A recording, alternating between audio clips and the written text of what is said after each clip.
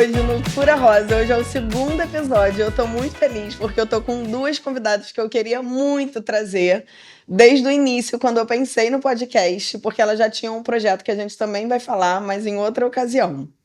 E hoje eu vou ler porque eu tô com o Kimmel Brain e eu acho importante a gente falar isso. E eu não quero errar os nomes.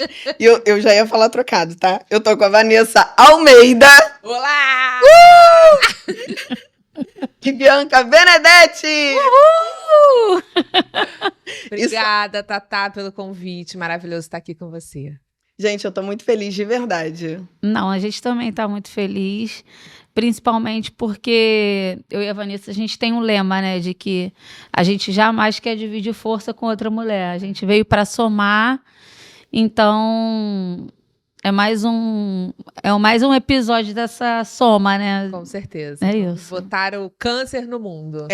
Da gente falar disso com naturalidade, porque ele é uma realidade, ele tá a gente tem uma expectativa, né, um estudo do INCA que em 2023, eu não consegui entender muito bem se é em 2023 ou até 2025, eu entendi que é em 2023. 73 mil casos novos de mulheres com câncer de mama no Brasil.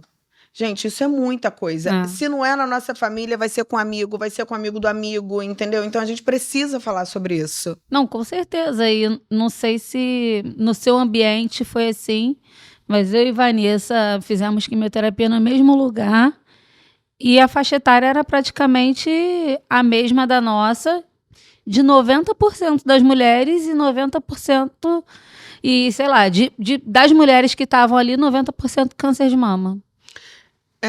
E eu tenho me deparado isso cada vez mais perto, né? É a amiga que é conhecida do condomínio e cada vez a faixa etária é mais baixa, as meninas de 30, 20 e poucos anos já com câncer de mama, então é como se fosse uma epidemia mesmo, né? Então a gente precisa colocar a luz nesse lugar, as pessoas precisam receber informação, as pessoas precisam entender que tem esperança, que tem cura, que tem vida, né? E que a gente tem uma grande rede de apoio. Então quando a gente topou vir aqui foi pra isso, pra gente mostrar pra essa mulherada toda que não é só o nosso podcast, somos várias mulheres unindo forças e levando essa luz no câncer para essa população que precisa tanto escutar sobre isso. E foi um movimento para mim muito importante, porque hoje eu quero saber de vocês, eu vou perguntar, eu quero saber, tem algumas perguntinhas aqui que eu anotei.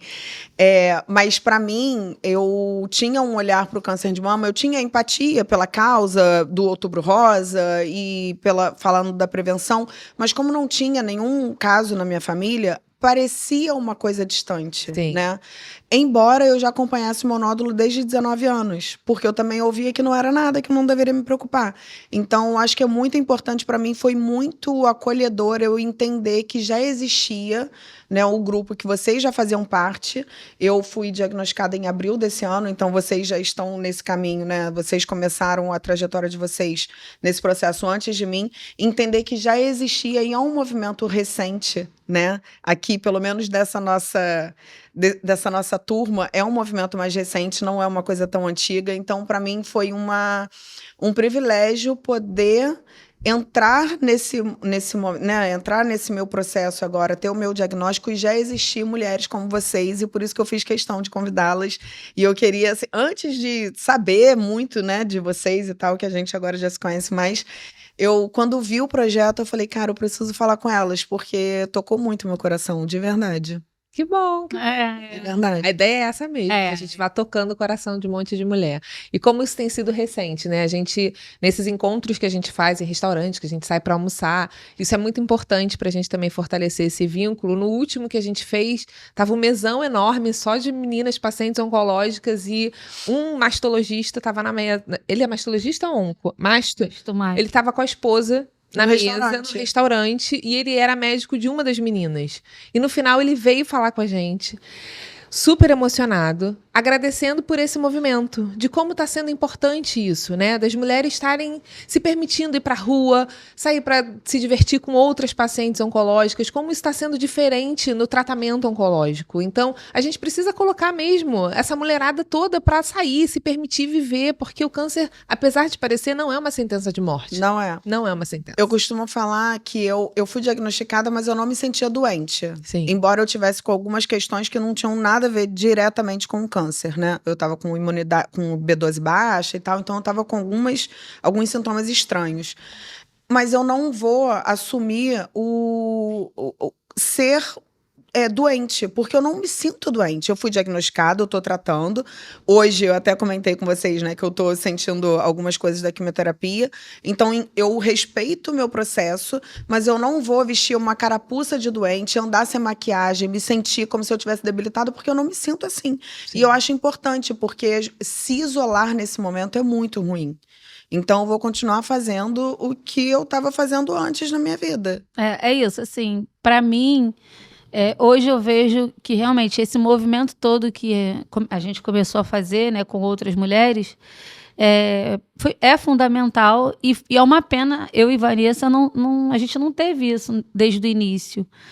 Mas, graças a Deus, a gente teve uma rede de apoio muito grande em casa, com amigos e familiares, a gente conseguiu ter isso dentro de casa e fez toda a diferença. Mas eu costumo dizer que as pessoas elas se isolam tanto dessa doença e se escondem mesmo, não falam sobre isso, não se expõem, não colocam...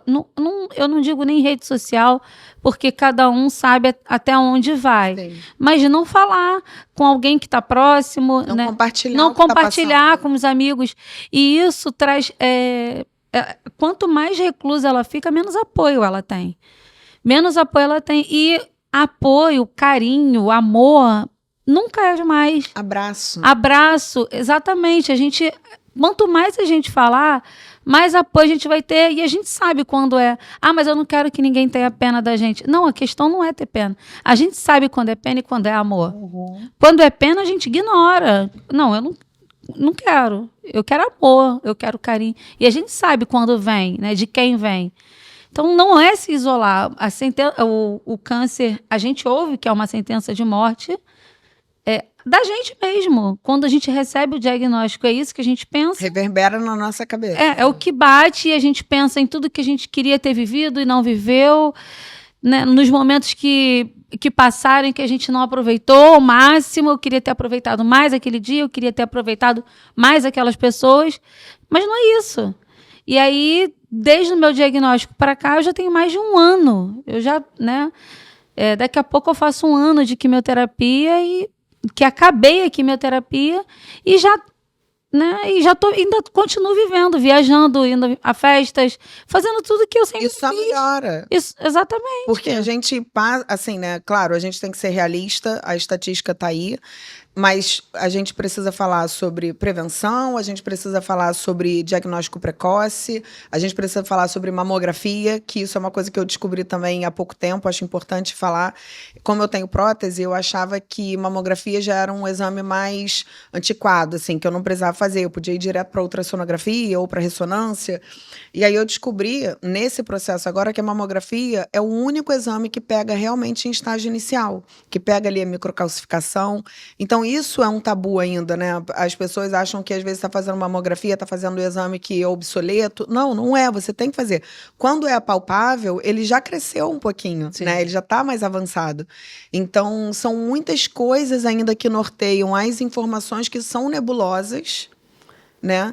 E vem essa carga de não ter cura, de ser uma sentença de morte, meu Deus, acabou. Um excesso de passado e excesso de futuro, né? A gente sofre pelo que a gente não viveu, a gente sofre pelo que a gente deixou de viver e podia ter feito melhor. E não, a gente está aqui para provar que, eu tô no auge do tratamento da quimioterapia, Vanessa tá fazendo... Eu faço bloqueio hormonal ainda. Bloqueadora hormonal e faço a terapia-alvo, né? Porque o meu era triplo positivo, então ainda faço a injeção de 28 em 28 dias, faço o HER2, né, que é a terapia-alvo, e faço um oral todos os dias. Então ainda tem tratamento aí por um tempinho. E é isso, a gente tem que conviver com tudo que vem junto com o tratamento, né? Na quimioterapia a gente tem os efeitos colaterais, na hormonoterapia a gente tem os efeitos colaterais, e aprender a viver com isso e entender que isso é um processo. A gente encontrou uma vez, quando a gente foi fazer uma visita lá no centro que a gente fazia quimioterapia, uma paciente falando assim, mas tem que ficar aqui com essa droga aqui correndo dentro de mim. É entender que aquilo ali são as gotinhas de cura, né? Então, a cada remedinho que eu tomo de manhã, eu agradeço a Deus por estar me curando, por estar, sabe, colocando saúde dentro de mim. Então, eu acho que trocar esse mindset do paciente oncológico faz parte do processo também. Sim. Porque é o que você falou. A gente não pode pegar essa vestimenta do paciente, se vestir e ficar esperando. Eu fui assim, tá? Não tô falando das outras pessoas, não. Na minha primeira quimioterapia, acabou, eu fui pra casa, deitei na cama e fiquei esperando. Falei, que horas eu vou ficar enjoada? Que horas eu vou começar a sentir dor? E fiquei lá deitada, só nessa sensação de que vem, né? E aí eu falei, cara, não tá vindo nada, não tô me sentindo doente, eu vou pro zoológico com os meus filhos. E comprei pra ir pro zoológico sábado. Amei. Com o sol de 40 graus, tudo bem que foi meia doida, porque eu vou sair de lá de cadeira de roda, porque eu não aguentei mesmo, porque me deu assim, foi surreal. Eu não sei se você acontece isso, eu fazia quimio na quarta, quinta, sexta, eu ficava no 220. Eu tinha placas vermelhas, assim, eu tinha muita energia. Então eu fazia tudo, eu varria a casa, eu levava as crianças e dançava, era uma energia surreal. No sábado era assim, pá, caí. No terceiro dia. No terceiro dia. Eu ficava sábado, domingo, segunda, meia boca. Segunda eu já tava melhorando. E aí, na primeira sessão da quimio foi isso. Eu fiquei no primeiro dia deitada esperando. Acordei no dia seguinte pleníssima. Eu falei, meu amigo, quimioterapia é nada. Para de palhaçada. Vamos Quem pro zoológico. é na fila do pão, quimioterapia? Nada, meu amor. Comprei zoológico, fui com as crianças. Quando que a gente começou a quimio? Em maio. Sol de 2022. 2022. Maio, sol do Rio de Janeiro. Vamos embora pro zoológico. Zoológico entupido, eu, meus 3 filhos, minha filhada e marido. E toma-lhe zoológico, e toma-lhe zoológico, e toma-lhe zoológico. Gente, eu nunca tinha conhecido uma carioca que tinha ido no zoológico. Eu fui também. No meio daqui, eu nem sabia disso, mas eu também fui cheia de criança. No meio da quimioterapia pro zoológico, aí eu só falei assim com a minha irmã, vem comigo, porque eu não sei, né? Vai que acontece. E óbvio que aconteceu. Vocês são mais loucas do que eu. Acabei de chegar essa... Aí eu só sei que na metade do caminho eu comecei a ficar branca. Meu marido falou, cara, o que tá acontecendo? Eu falei, cara, não sei, mas eu acho que tá dando algum problema. Ele senta, catou-lhe uma cadeira de roda, eu só sei que eu tava pela Quinta da Boa Vista com a cadeira de roda, ele parando o trânsito, as crianças assim, ó, mãe, o que tá acontecendo? Falei, calma que tá tudo bem. E aí eu me permiti entender o meu corpo e o processo que a quimioterapia levava, né? Mas naquele primeiro momento de esperar a quimioterapia fazer efeito, eu me via nesse papel do doente, sabe? De não tá sentindo nada e tá esperando acontecer. Vestir, né? A gente vestiu um papel. Eu falei, cara, não é isso que eu quero pra mim. Uma coisa, eu respeitar o meu corpo, o meu processo. Naquele dia que eu saí do zoológico passando mal, eu falei, cara, eu extrapolei. Não deveria ter feito isso.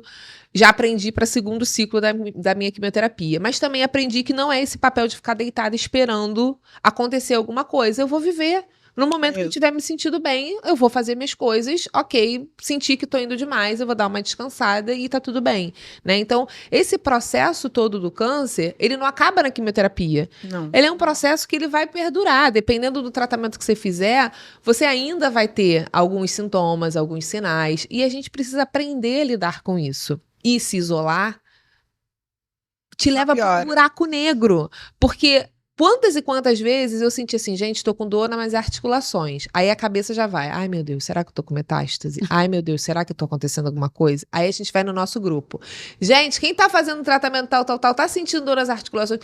Eu todo dia, eu também. Calma. Então essa rede de apoio é maravilhosa.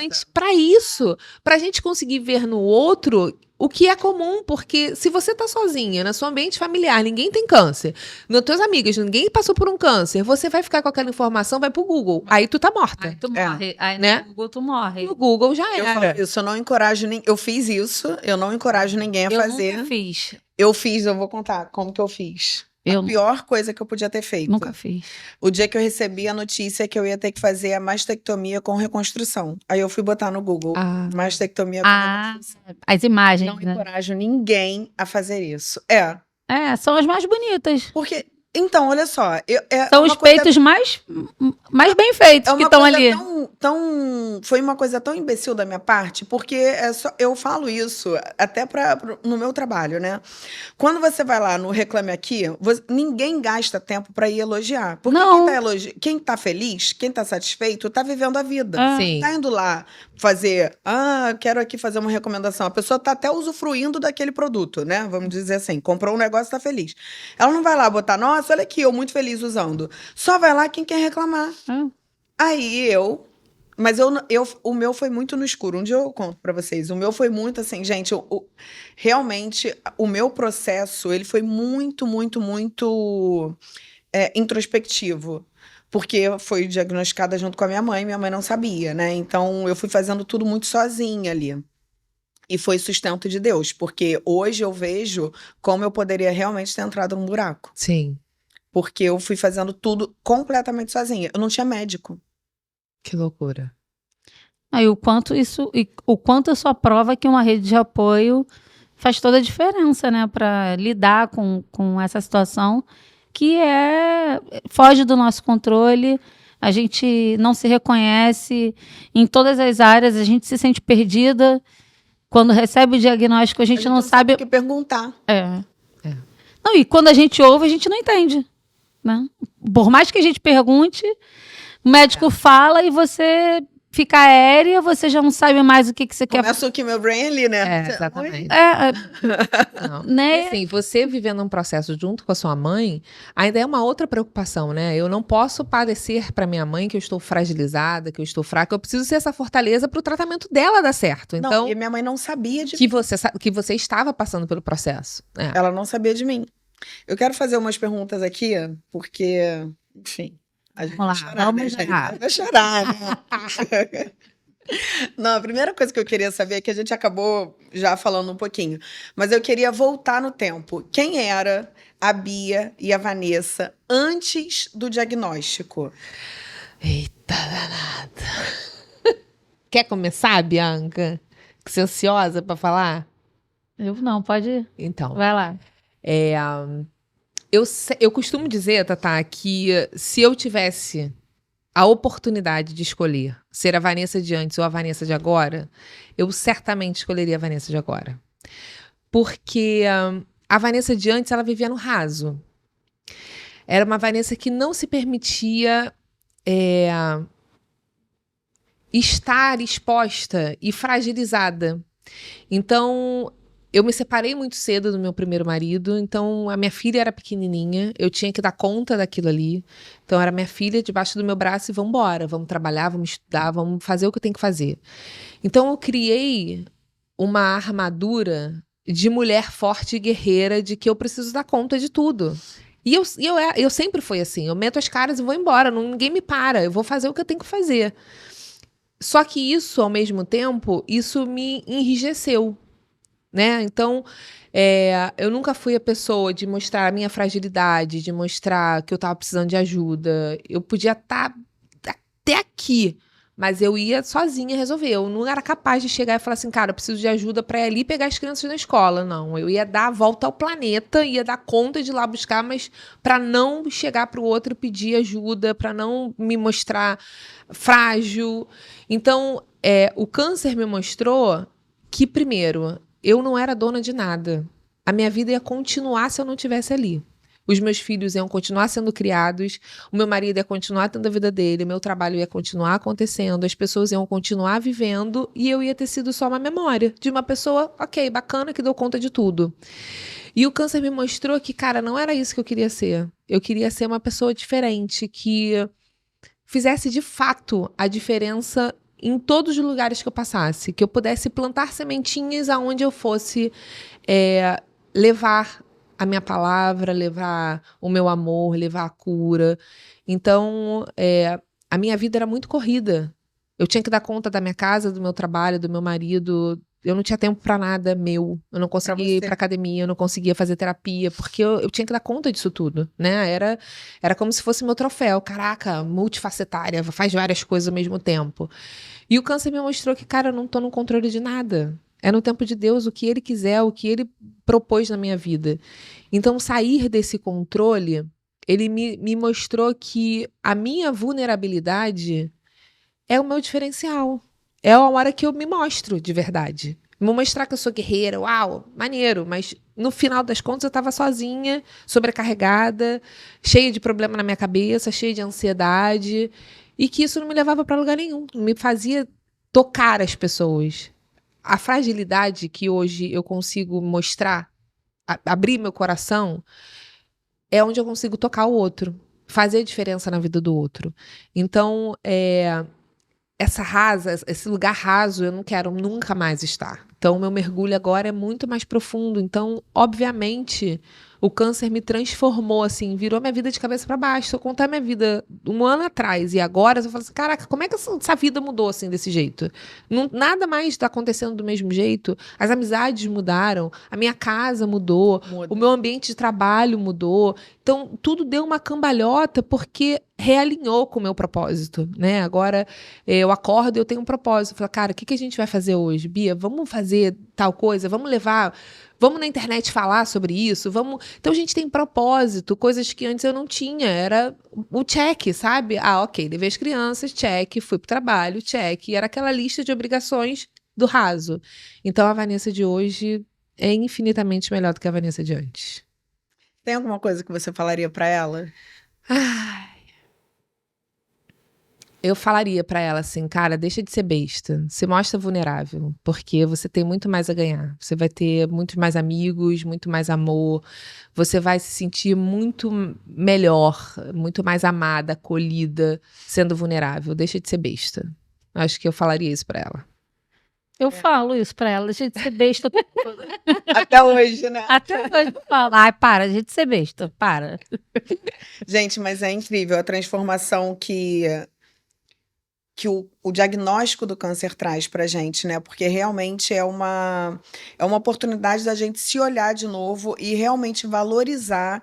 Parece clichê isso, mas é muita verdade. É a gente valorizar o que realmente importa, as pessoas que importam, os momentos que importam, mostrar as vulnerabilidades e aceitar ajuda. Eu me conecto muito com isso que você falou, assim, eu tenho eu tinha muito essa dificuldade e eu tô passando por esse processo.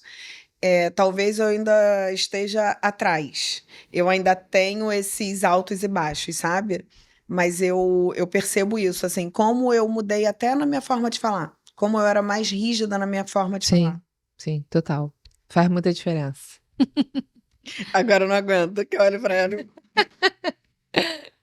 Acho que eu choro. Chora. Eu tenho medo de falar porque eu choro. Não. Quer que eu faça a pergunta de novo? Não precisa. Então, Tatá, eu era uma pessoa, eu sempre fui uma pessoa muito agregadora. Eu sempre gostei muito de estar com pessoas, eu não almoçava sozinha, eu não dormia sozinha. Eu ficava ali esperando meu marido ir para a cama, porque eu não gostava de estar em lugares sozinhos, e ainda não gosto.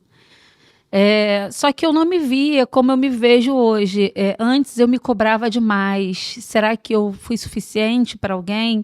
Será que eu tinha uma relação com meu pai que foi isso. Meu pai faleceu tem 7 anos. E eu era sabe aquele pai foda? Era o meu pai. E eu falava assim, cara, meu pai não merece ter alguém, uma filha menos do que o que ele é. Eu preciso ser foda pra ele. Só que eu não era eu. Eu era quem eu achava que ele queria que eu fosse. Então, em muitos momentos, eu me tolhi. Eu me tolhi de fazer o que eu queria fazer porque meu pai não ia gostar que eu fizesse. Na sua cabeça. Exatamente. Na minha cabeça, eu achava que meu pai não ia querer me ver daquela maneira. Quando meu pai não estava me cobrando nada. Meu pai só queria me dar amor e me fazer feliz, né? O meu pai sempre foi desse jeito. E quando meu pai morreu, eu falei, cara, quer saber? Agora eu não devo mais nada a ninguém. Tirei aquela mochila das costas, sabe? Aquele peso e fui viver a vida da maneira à la Bianca.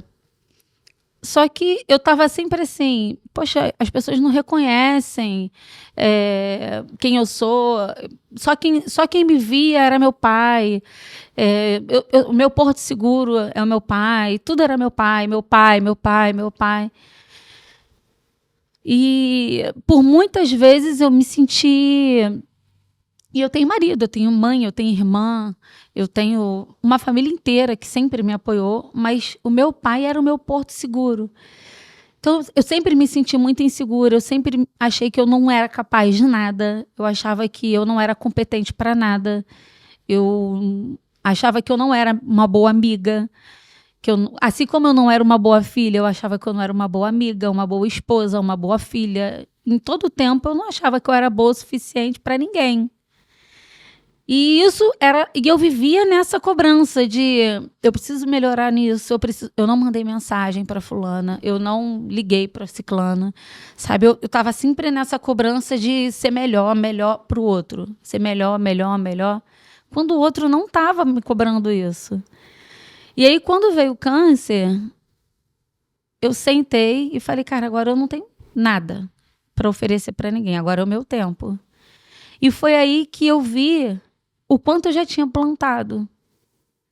Porque eu digo que quando eu não tinha nenhum sorriso para oferecer para essas pessoas, elas estavam ali comigo, sabe? Na minha casa, vendo um filme. Ao contrário de você, eu tive muito efeito da quimioterapia. E eu me lembro de uma vez que foi a minha primeira quimio. Igual a Vanessa, eu fazia as quartas. Quando foi sexta-feira à noite, assim, eu comecei a sentir um pouquinho de enjoo. E aí, 2 amigas me ligaram e falaram, e aí? Eu falei, tô um pouquinho enjoada. Me ligaram, não, mandaram mensagem, né, no grupo. Eu tô um pouquinho enjoada. E aí, apareceram elas lá na minha casa. Vamos fazer alguma coisa? Eu falei, cara, não quero fazer nada. Elas botaram um filme, eu não vi o filme, eu dormi enjoada. Acordei, elas ainda estavam ali sentadas. E eu falei, vocês não foram embora? Ela falou, não, a gente veio aqui para isso. Eu falei, cara, mas eu não consigo nem falar. Ela falou, não tem problema. A gente está aqui para isso. E ali eu falei, cara, eu não sou esse bicho todo, sabe? Eu me cobrei demais sem precisar estar me cobrando, sabe? Então, foi nesse momento que eu falei, obrigada, sabe? Obrigada. E a única coisa que eu sinto hoje, de verdade, é não ter o meu pai aqui para ver que eu não fui aquela mulher frágil, sabe? Que eu consegui... Eu olho para mim hoje e sinto tanto orgulho, sabe? Tanto orgulho de tudo que eu enfrentei e da forma como eu enfrentei. E eu falo, cara, poxa, Deus, ele só podia estar aqui, né, para dar uma olhadinha e falar assim, ela nem era essa pessoa frágil, sabe? Isso é um pouco do conforto, né? Mas eu acho que é isso. Eu acho que a única coisa que faltou aqui foi eu mostrar para ele que eu não fui essa pessoa frágil, mesmo o meu porto seguro não estando aqui. Vou te falar uma coisa, eu tenho certeza absoluta que ele não foi embora achando isso de você. Ele não foi embora achando isso de você. Provavelmente ele te conhecia tão bem que ele via que você se esforçava para superar as expectativas que você criou na sua cabeça, mas ele te amava do jeito que você era. E ele sabia exatamente a mulher forte e digna de orgulho que você já era. Porque você não mudou, o que você contou aqui é que você só conseguiu se enxergar. Exatamente. Porque as pessoas já te enxergavam. Sim. Sim. Eu acho que é isso, né? Eu acho que é isso, mas hoje eu não vivo mais naquela obrigação de querer tanto agradar. Hoje eu vivo querendo ser eu. E aí fica quem se identifica, sabe? Fica quem se identifica. Hoje eu não quero agradar, hoje eu quero ser eu. E eu acho que eu agrado. Né? Algumas vezes, não. Duvido. Sabe o que é lindo de ver? É como realmente, não só o câncer, né? Eu acho que eu costumo falar que o câncer hoje, ele não é uma sentença, mas nem todos terão cura. Sim. Só que hoje a gente já tem uma condição de pacientes poderem viver como tem a hipertensão, como tem diabetes, né? Se tratando para o resto da vida e com qualidade de vida. Mas é ver como toda mulher, especialmente, né? Porque a gente está nesse lugar do câncer de mama. Então, claro que tem vários outros tipos, mas como é importante ver a transformação que causa na gente, né? Vocês já são mulheres que ainda estão no processo. Bia fez a cirurgia agora há pouco tempo. Tem quanto tempo da cirurgia? 1 mês. 1 mês. Vá, eu tô tentando me controlar, mas é porque é que nem tá, né? Tipo, vá, Onde você vai? vá. Boa. Vá.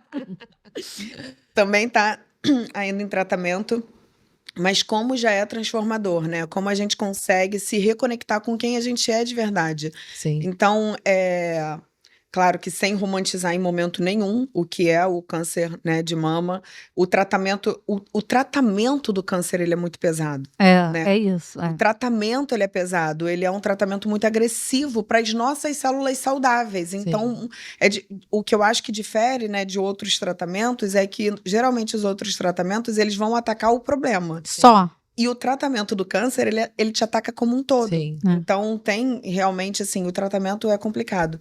Mas como ele é transformador? Como a gente pode olhar realmente o copo meio cheio e enxergar o que ele pode trazer de benefício pra gente, Sim. né? Eu, como vocês, eu também hoje me considero ainda no processo, mas uma versão melhor de mim. Não tem como, né? Não tem como você passar por um processo tão difícil, receber tanto amor, tanto carinho, né? Tanta empatia e sair da mesma maneira. Não tem como. Eu não... O que eu costumo dizer muito é que essa cura não é uma cura física, né? Ela é uma cura espiritual, é uma cura de alma, é uma cura de sentimentos. É o momento em que você se permite olhar para dentro e fazer essa transformação acontecer. Porque se uma pessoa passou pelo câncer e não se permitiu ser transformada, cara... O purgatório vai ser tenso. Porque é exatamente isso, é uma cura de alma, de se permitir olhar para todas aquelas dores que você sentiu a vida inteira. Você vê a Bia, assim, o quanto ela foi profundo para conseguir tirar dali a aprovação dela para ela mesma, né? Quantas dores a gente vai carregando ao longo da vida, que a gente olha assim num processo e fala assim, caraca, por que eu tô com essa mágoa aqui guardada há tanto tempo? Pra que eu tô carregando Por que eu isso? isso? Por que eu acumulei? Por que eu fui engolindo tudo isso? Não fui botando pra fora, não fui fazendo de um jeito mais leve. Então, uma cura que realmente ela precisa chacoalhar a sua vida. Se não chacoalhou, meu amor, tá errado. Tá tudo errado. O nome, inclusive o Cura Rosa, quando eu coloquei o cura, eu pensei muito, porque eu não queria que fosse a cura, assim, necessariamente a cura do câncer. Sim, sim. É a gente se curar todos os dias, que é exatamente isso que você falou. É a gente se curar todos os dias de uma palavra que às vezes a gente não recebe bem, de uma mágoa que a gente precisa se libertar, que não tem nada a ver, vou aproveitar para falar isso, porque eu acho que vocês compartilham da mesma opinião que eu, que é culpar o paciente oncológico. Gente, isso é uma coisa assim, é uma bandeira que eu levanto com todas as forças. Vocês já passaram por isso? Né? Dessa fala de tem que perdoar, como se a gente tivesse culpa de alguma coisa? Sim. Nossa, o que a gente mais ouve, né?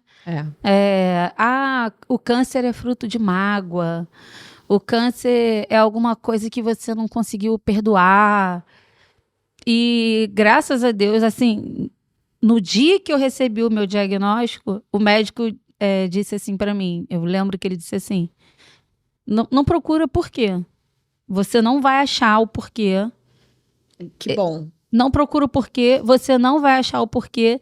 E ontem, né, um dia desses, aí eu ouvi a Vanessa falando uma frase que é exatamente o que eu penso e o que eu sempre fiz. Eu nunca perguntei o porquê. Eu tenho uma fé muito forte em Deus, né? E a minha ligação é com Deus. E eu chorei, óbvio, eu tive medo, eu tive muita insegurança, mas eu nunca perguntei por quê. Eu sempre falei, Deus, eu acredito que tudo está escrito. Eu acredito nos teus propósitos. Então eu só quero entender para quê. Eu só preciso que o Senhor me mostre para quê. Eu sei que tem um propósito para isso tudo. E por mais que pareça que o para quê é o projeto, não é. É muito além. O projeto é consequência de tudo aquilo que veio o propósito. Eu tenho uma frase que eu falo muito dentro da minha casa com os meus amigos, é que o câncer ele veio para reaver algumas alianças, sabe? Alianças comigo mesmo, da gente aliança com amigos, aliança com pessoas que você falou, cara, se eu morrer hoje, eu queria tanto ter vivido mais com fulano, eu queria tanto ter convivido, eu queria tanto ter perdoado aquilo. Então, para mim, era reaver alianças mesmo. Eu tenho uma super amiga que eu quase não tinha esse contato com ela e quando aconteceu isso, eu falei, cara, volta aqui, porque eu não quero perder. Eu não quero perder isso, eu quero você do meu lado. E agora, beleza, passou e não tinha mágoa entre a gente. Foi só um afastamento. Só que foi um afastamento que parecia que de um lado tinha mágoa e do outro lado tinha, e ninguém tinha. Então, calma aí, volta aqui.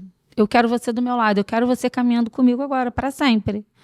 Sabe? Eu tive problemas com a minha mãe, e aí você olha e fala, não, calma aí, vamos consertar. Vamos alinhar todas essas coisas aqui? Vamos, porque é isso. É aquele negócio, né? Você entrar num câncer, passar por tudo isso e não rever essas questões, falar, cara, eu suportei um câncer. Eu suportei 16 sessões de quimioterapia. Eu vou guardar sentimentos lixo dentro de mim que não nutrem nada? Não, peraí. E aí foi quando aí eu entendi o propósito. É muito além do projeto. O projeto é um propósito? É um propósito. Mas ele é um propósito muito secundário. Ele é uma consequência da transformação que vocês já tinham passado, sim, né? Porque é você conseguir justamente o que eu enxergo, e claro que vocês, né, podem falar muito melhor do que eu, mas o que eu enxergo da Casa Florescer, que é o projeto que a gente está falando aqui, é uma extensão dessa transformação que vocês viveram. Então, é vocês poderem estender as mãos para as mulheres que estão vindo depois de vocês e falarem assim, olha só, a gente aprendeu e a gente está disposta a compartilhar com vocês o que a gente passou para vocês ganharem tempo no processo de vocês. Exatamente. E é uma reflexão que eu fiz muito logo que eu recebi o diagnóstico, que foi exatamente isso, né? Eu nunca perguntei por que Deus me colocou nessa situação, mas para quê? O que ele estava querendo me mostrar, que eu não estava conseguindo ver no meu dia a dia. E aí eu comecei a refletir o seguinte, como foi importante essa segunda chance que ele me deu de reviver dentro da minha própria vida. Porque você imagina que se eu tivesse sido atropelada, no dia que eu tive o diagnóstico, se eu tivesse sido atropelada e morrida, eu não ia ter tempo de refletir nada disso que eu estou vivendo agora. Então, eu costumo falar que foi um presente. Deus foi muito generoso comigo. Como é que ele pode ter me entregue assim, nas minhas mãos e falar assim, toma, isso aqui eu quero que você olhe e avalie sua vida. Vê se é isso. Recuperação da escola. Exatamente. Segunda chamada. Olha, filha, vê se é isso que você quer estar vivendo. Vê se é esse o legado que você quer deixar. Vê se veio para isso mesmo. E você olha e fala assim, caraca, eu quero mudar isso. Então vai, o caminho tá aqui. Então esse processo de cura é um processo de você olhar a sua vida numa nova perspectiva. Então, a gente não pode olhar para o câncer e falar assim, caraca, só me trouxe problema, não quero mais lembrar dessa fase na minha vida. Não, eu sou muito grata ao câncer, muito grata, eu honro muito esse câncer, porque ele, de fato, ele me mostrou a pessoa que eu gostaria de ser, a vida que eu gostaria de ter. É óbvio que eu não sou Buda, eu não faço isso todos os dias, tem dias que eu tô xingando meus filhos, tem dias que eu tô dando esporro, tem dias que eu tô nervosa, claro. Que independente do câncer isso aconteceria. Exatamente, mas é um processo de que eu consigo olhar e falar assim, opa, tô extrapolando, calma, deixa eu voltar pro centro e entender que não adianta, deixa eu acender um incenso, tá tudo bem. E segue o baile. Mas esse processo de olhar a vida e tentar refazer dentro da minha própria vida, cara, isso é muito sensacional, cara. Então, isso é uma oportunidade única. Única. E você falou muito bem, eu nunca tinha parado pra pensar nisso, né? Uma morte súbita, a pessoa não vê o filme, né? Que dizem que vê um videozinho. Acabou. Mas não acabou. Você não tem nenhuma oportunidade de melhoria, né? De reconquistar uma relação. Vocês tiveram, eu percebi isso. Eu tive pessoas que se reaproximaram, até conversei sobre isso com uma amiga essa semana, pessoas que se reaproximaram, pessoas que estenderam a mão. Eu tenho uma rede de apoio também, meu pai faleceu em 2019. Vocês duas falaram coisas que se conectam muito, assim, é como se eu pegasse parte de cada uma de vocês e tem muito a ver com a minha história. Então, e hoje sou eu, minha mãe e meu irmão. Né? Então, somos só nós três. E eu acho que as minhas amigas... E eu me separei em 2021. Então, acho que as minhas amigas, quando me viram nessa situação, quando eu tornei público, que é uma outra pergunta que eu quero fazer para vocês, elas se colocaram nesse lugar, né? Porque eu realmente eu não tenho, ao contrário de vocês, eu não sou casada, eu não tenho uma família, eu não tenho... A minha rede de apoio são meus amigos, né? E minha mãe. Então, quando eu me vi nesse lugar, assim, dessa oportunidade, eu costumo falar que eu recebi em vida o que as pessoas só recebem depois que morrem. Exatamente. Eu falei porque é tanta homenagem. Gente, é tanta homenagem, é tanta coisa linda. O que você viveu, o que você revalidou, talvez não, porque você não validava, né? Então, que você validou aquilo que você era e você não conseguia enxergar. Eu recebi isso também, assim, foram tantas declarações, tantas atitudes. Eu digo que a gente vive um velório vivo. É um velório vivo, é a oportunidade de você receber. Você fala, cara, que isso? Eu nem esperava que essa pessoa me amasse tanto, eu nem esperava essa consideração toda. É surreal, mas é muito bom. É muito bom. Meu pai não teve isso. Eu pensei nisso na época, eu falei assim, caramba, o meu pai ele recebeu tanta homenagem, mas ele não viu. Sim. Muitas pessoas não falaram para ele. Sim. E eu tive a oportunidade de ouvir com as pessoas me falando nos olhos, né? Isso, assim, isso realmente é uma coisa que talvez nem todas as doenças consigam mexer no outro. Sim. Porque o que eu percebi também é que o diagnóstico do câncer, ele mexe no outro, pro outro se encorajar a te falar aquilo que ele não falaria se você contasse para ele que tá com pressão alta. Sim. É verdade. É porque as pessoas acham que não vai morrer com pressão alta, né? O câncer e tá com câncer vai morrer. E já era, tá com câncer e vai morrer. Uma coisa que você falou, Tatá, sobre a cura, eu e a Vanessa, quando a gente deu a louca, né? Na verdade, não existia um projeto, não existia nada, e a gente quis... Na verdade, eu quis ressignificar uma data, que foi o primeiro dia que eu fiz um exame da Ultra e apareceu um nódulo, e aquilo ali já me deixou desesperada. E nós fomos num hospital, lá onde a gente fazia, na clínica, né, onde a gente fazia químio, e eu lembro que eu sempre falei a mesma coisa para todas as mulheres que estavam ali. Eu não estou vindo aqui para falar da cura do câncer. Eu não estou falando do final. Eu estou falando do processo. É do meio. Existe vida. Eu não sei o que vai acontecer lá no final. Eu não sei nem para mim, nem para você, nem para Vanessa, nem para ninguém. Né? A gente não sabe. A gente hoje está aqui bem, amanhã a gente acorda, atravessa a rua e morre atropelada. Então, eu não sei qual é o final. Eu posso morrer de câncer, como eu posso morrer com a unha encravada, sei lá. Então, que eu tô morte falando... horrorosa, gente. Unha cravada. Infecção. Entende? Mas sabe? Então, assim, eu não tô falando de final. Mas eu tô buscando Sim. o final. Eu não sei qual é o final, eu não sei quando é o final. Eu tô falando de processo. No processo tem vida. A gente tá falando de vida. A gente está falando de vida. processo O acontece durante a processo vida. tem vida.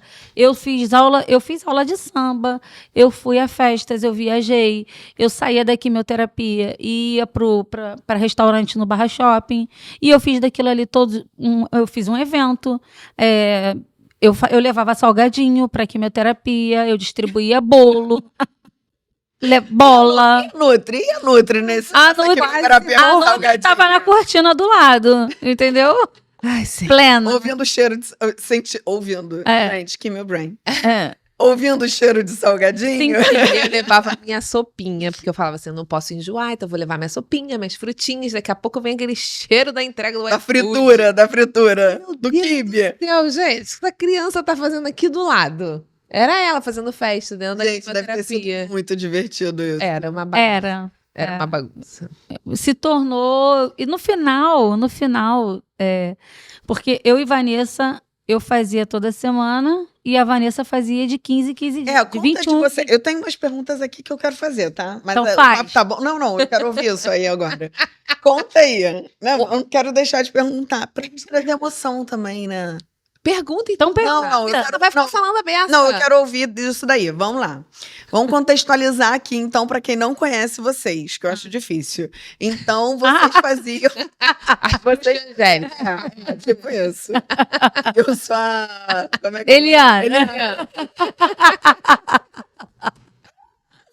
Então, vocês não se conheciam. Não. Eu ia perguntar como vocês se conheceram, a gente vai atropelando.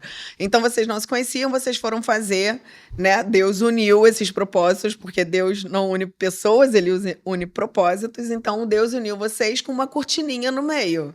Exatamente. Alguém tinha que tomar a coragem de abrir a cortina. Quem seria? A abusada, né? A abusada. Dessa vez eu vou deixar você contar, que eu quero ouvir a sua versão.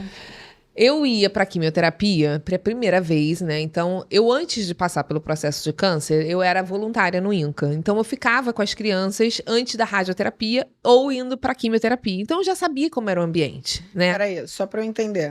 Porque isso era uma das perguntas que eu ia perguntar para vocês.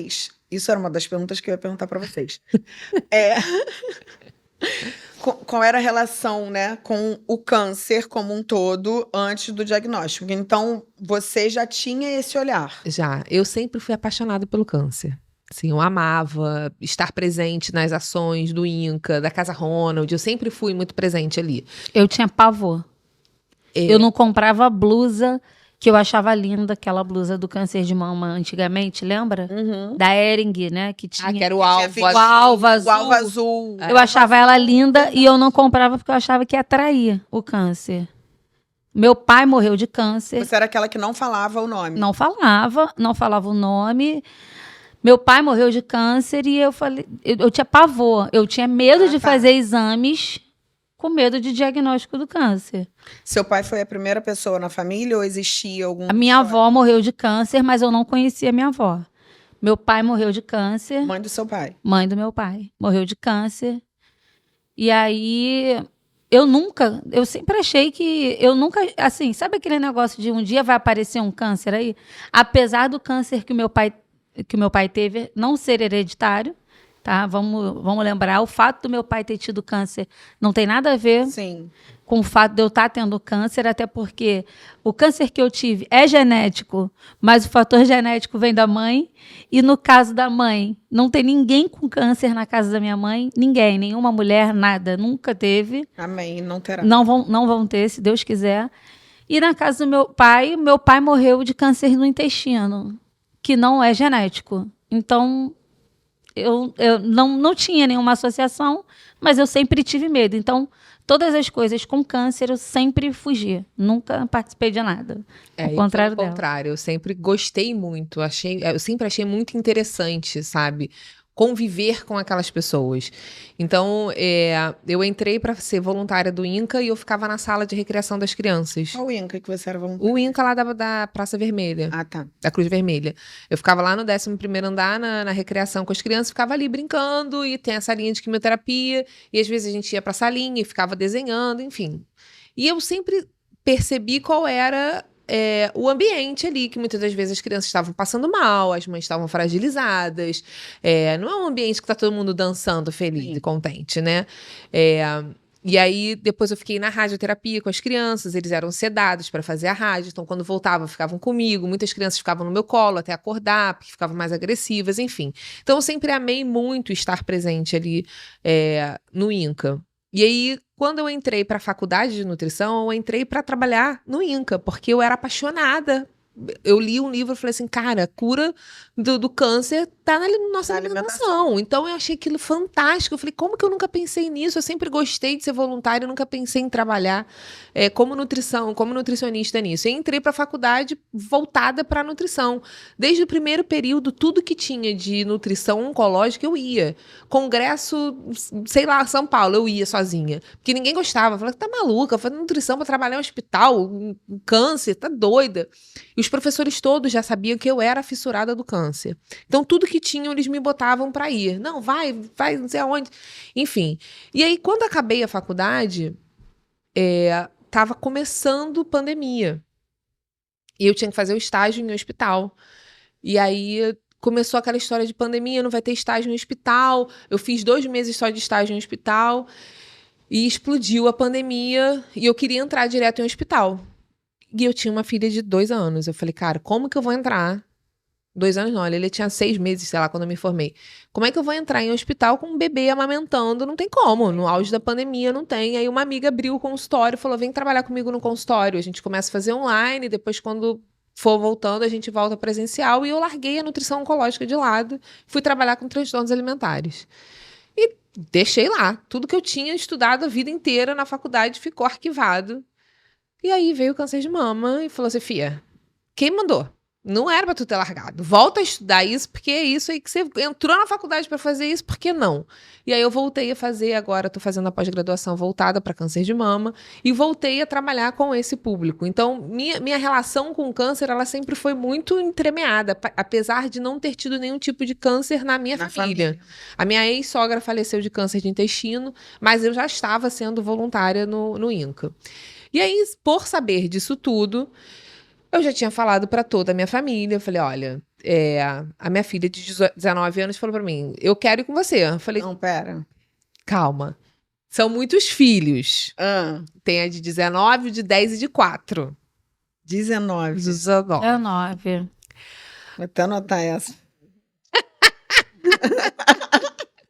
19. Ela falou pra mim, mãe, eu vou contigo, não tem jeito, eu quero ficar com você nesse processo. Eu falei, cara, Bruna, quimioterapia não é um negócio maneiro, você vai ver as pessoas ali enjoadas, algumas pessoas estão tristes, vão estar chorando. Não, mas eu vou, porque eu vou, porque eu vou. Eu falei, então tá, então vamos. Aí fomos, chegou lá. Aí levei meu fone de ouvido para ouvir minhas musiquinhas, levei meu livro para ficar lendo, levei um caderno porque eu queria escrever e ficava nos meus mantras, fazendo aquelas gotinhas de cura, levei minha sopinha para comer porque eu não queria ficar enjoada, fiz tudo um protocolo de uma pessoa normal. Aí tá, tamo lá quietinha, só que eu fazia touca pro cabelo não cair, e aí tinha a máquina e ligava 2 tubos, né? Um tubo na minha cortininha e um tubo para uma outra pessoa que eu não sabia quem estava ali. Assim, vocês compartilhavam? A gente compartilhava o tubo da touca. Exatamente. Nem sabia disso. Compartilhava o tubo da touca. Aí quando eu cheguei na primeira sessão, eu sentei e tinha uma moça que estava sendo a última quimioterapia dela. Fiquei super emocionada, que eu estava começando, ela estava terminando, enfim. Aí foi embora, acabou, ela foi embora e eu fiquei lá com a minha cortininha fechada, porque privacidade, né? A pessoa já tá fazendo quimioterapia. Então, vamos ter privacidade, fecha a cortininha.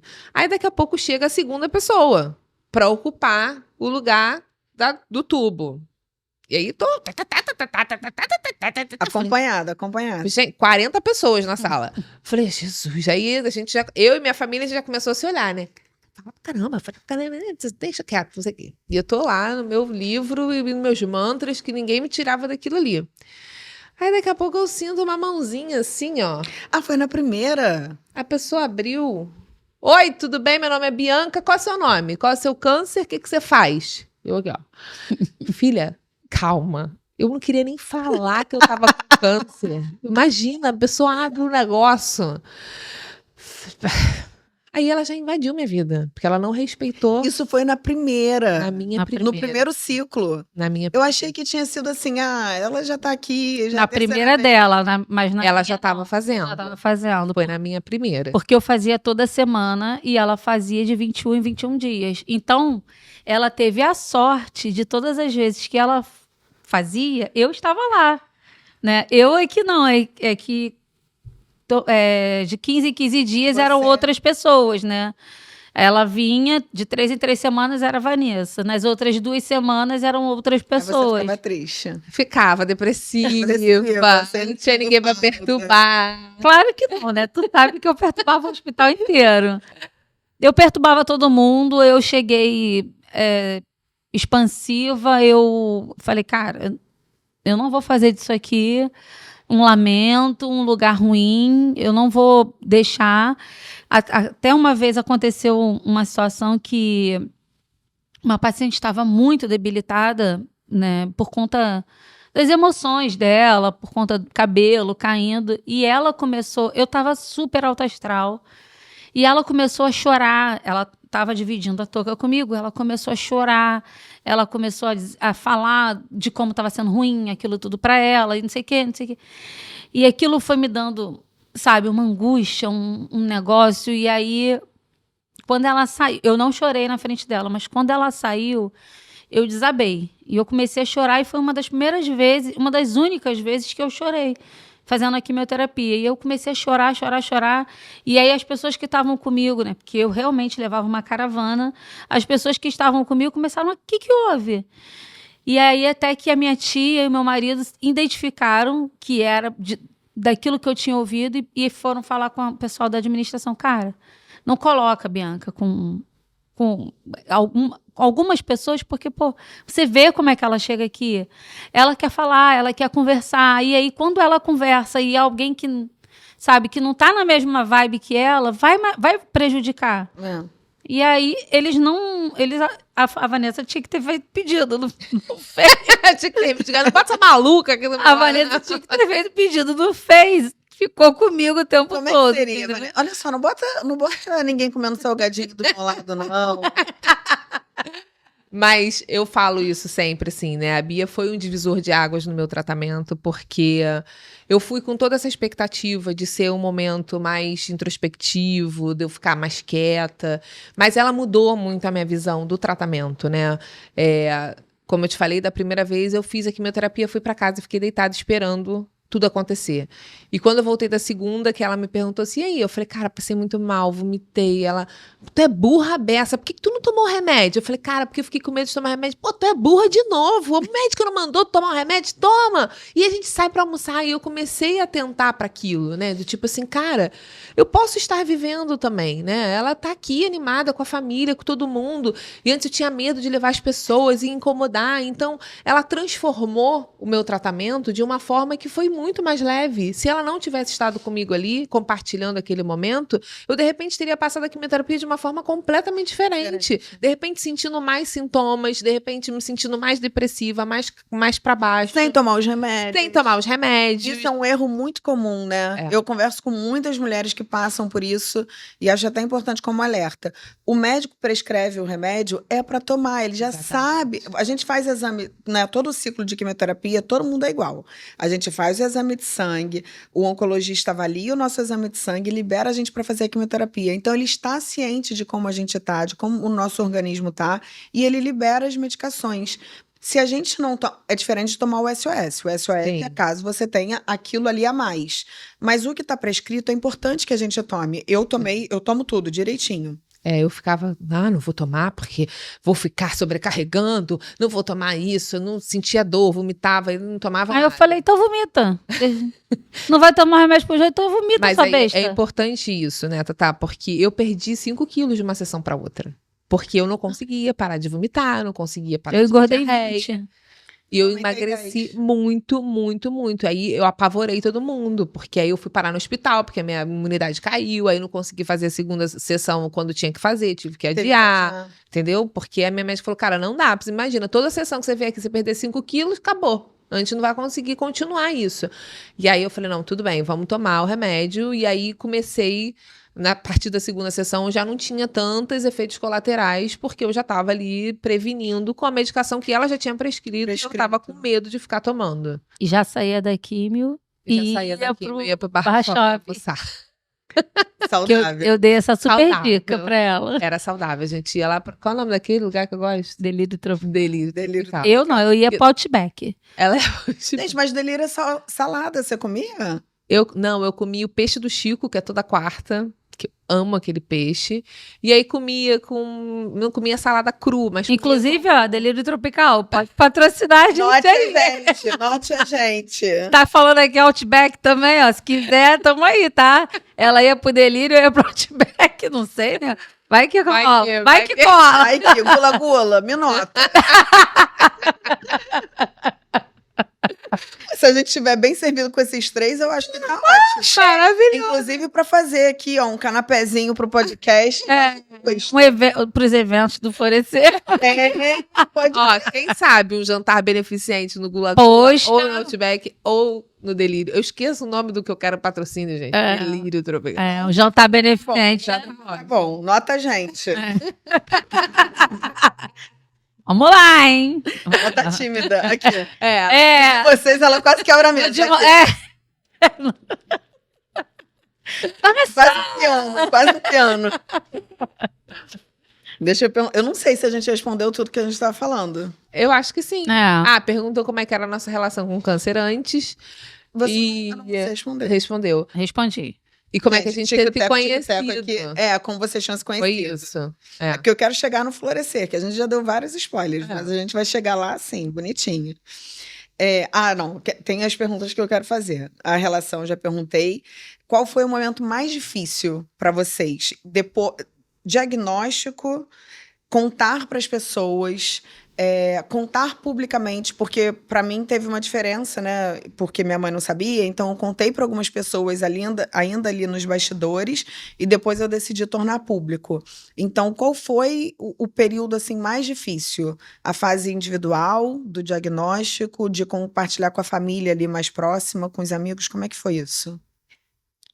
Para mim foi receber o diagnóstico. Foi a fase mais difícil, porque eu não contei. Para a maioria das pessoas eu não contei. Eu não consegui contar, não conseguia falar. Quem fez esse papel foi meu marido. Ele que começou... Eu contei para alguns amigos no início, quando tinha a suspeita. E aí, quando teve a suspeita, eu contei, olha, eu não vou conseguir levar isso sozinha, eu preciso da ajuda de vocês, eu não sei como é que vai ser e tal. E ali eu já estava muito desesperada, mas não contei para minha família, contei só para eles, porque eu não queria preocupar minha família antes de um diagnóstico. E aí eu lembro que era Páscoa, eu tinha acabado de fazer a biópsia e a gente tinha alugado um sítio.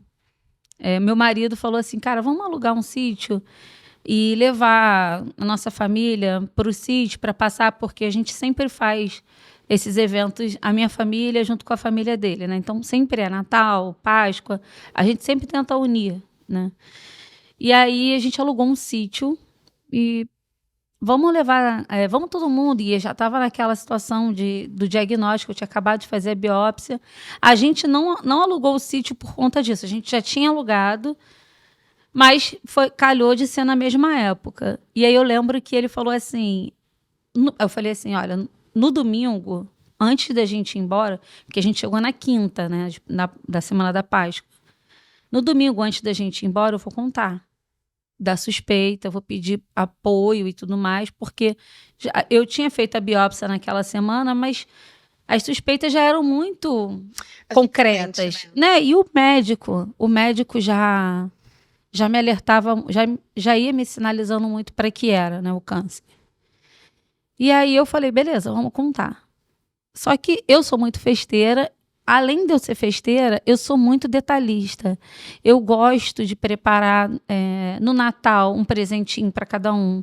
Eu gosto na Páscoa de embalar chocolate para todas as crianças. Na minha casa, minha avó era muito tradicional e as pessoas falam isso. Você veio para ocupar o lugar da minha avó. Meus primos falam isso. Porque eu faço questão que tenha Papai Noel todo ano na minha casa, para as crianças que estão vindo, porque isso me trouxe muita memória afetiva. Então, que a minha avó fez com a gente. Eu não tenho filhos, mas eu gosto de fazer isso. Então, eu escondo ovo de Páscoa, falo que o coelhinho já passou e as crianças começam a correr. E eu sempre levo um bombom para todo mundo, e foi assim que a gente fez.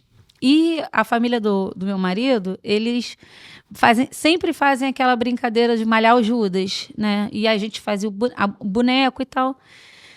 E eu não tinha pensado nisso, mas quando chegou lá no sítio, o primo do Rafael, né, falou assim, cara, poxa, a gente podia ter pensado no boneco do Judas. Eu falei, pô, é mesmo. E aí, num frio, tipo, 10 graus.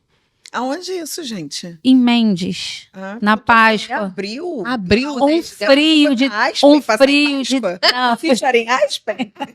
Um frio de 10 graus, mas eu tava com fogo. Eu tirei o casaco para botar o meu casaco no boneco. E aí cada um foi tirando uma roupa para botar, para vestir o boneco de madrugada, para quando as pessoas acordassem, a gente ir lá falando mal de todo mundo. A gente fez o papel falando de aquele negócio do Judas, que a gente faz, conta um defeito de alguém, conta um segredo de alguém e tal, para ninguém. E a gente não tinha caneta, a gente escreveu com carvão, sabe? E foi muito legal, e a gente pendurou esses papéis, arrancou o caderno que a gente achou, arrancou as folhas do caderno e foi escrevendo aquilo tudo. E foi no dia seguinte, e todo mundo querendo descobrir quem era, e a gente dava uma conotação de, por exemplo, eu chamo a minha cunhada por um nome e o meu marido chama por outro. E aí a gente botou... Meu marido estava dormindo. E a gente botou o nome que ele chamava. E aí, não foi... E eu sabia que as suspeitas iam cair em cima de mim. Não foi a Bianca. Porque a Bianca não chama a Nete de Nena. Ela chama de Nete. Não foi, tá Nena. Não sei. E aí ficou aquele negócio. E ficou um ambiente muito legal. As crianças todas entrosadas e tudo mais. E aí veio o domingo. Esse foi sábado, né? Dia de malhar é sexta... Dia de malhar o Judas... Não, é sábado. Dia de malhar o Judas é sábado. Eu não faço nada. Vocês nunca tiveram infância. Eu nunca brinquei. Sexta-feira da Paixão. Sexta-feira da Paixão. Aí a minha avó dizia que na sexta-feira a criança não podia apanhar. Porque era sexta-feira santa. Então, sábado, na minha casa era só não pode comer carne vermelha. Então, não pode comer carne vermelha, e a minha avó dizia que criança não podia apanhar. Então, a gente aprontava todas e eu tirava onda com a minha mãe. Aí a minha mãe sempre falava assim, só não esquece que amanhã é sábado de aleluia. Que o sábado de aleluia, que é o dia de malhar o Judas. Aí a gente entrava no cacete, entendeu? Aí ela guardava a informação de sexta, a santidade de sexta, e jogava tudo no sábado. E aí, na rua que eu morava, faziam um boneco. Gente, vocês nunca viram isso? Nunca. Faziam um boneco pra malhar. E aí o pessoal...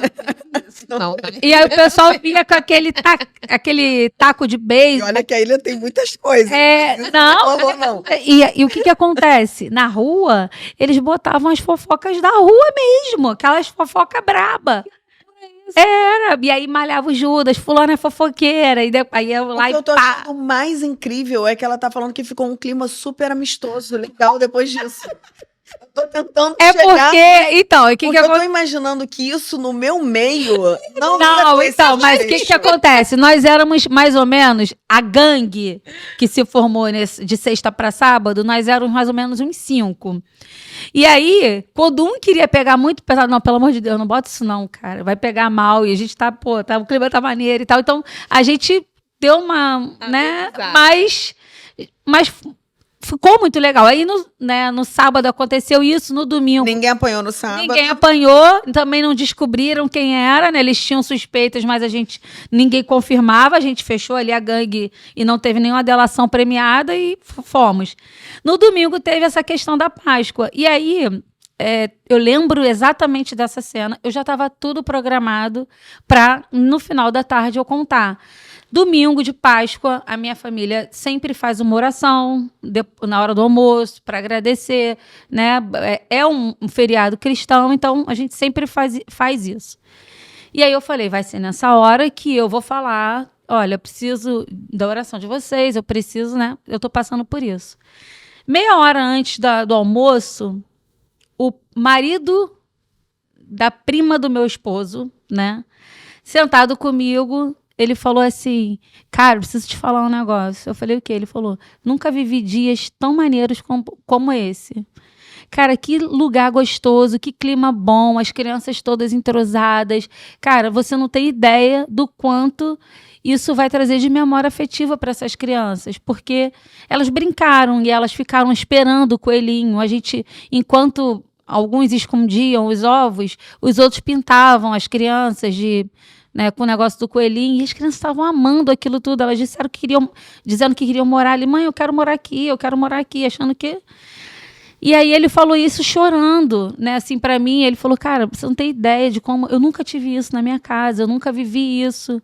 E aí quando ele falou isso, eu falei assim, cara, se eu falar agora que eu tô com 99% de chance de estar com câncer, eu vou destruir todas essas memórias...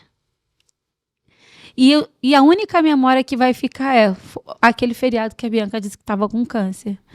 E aí isso doeu, porque eu guardei e eu não conseguia falar. Mas eu queria falar e não conseguia falar, e eu só chorava. Na hora da oração eu só chorava, e eu falei assim, olha, eu tenho uma coisa para compartilhar com vocês, mas eu não quero compartilhar isso agora, eu só quero que vocês orem por mim. Só que Deus é tão bom, que as pessoas não acharam que era ruim.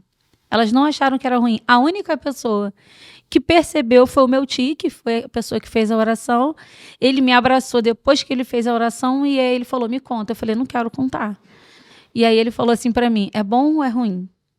Aí eu falei, é ruim.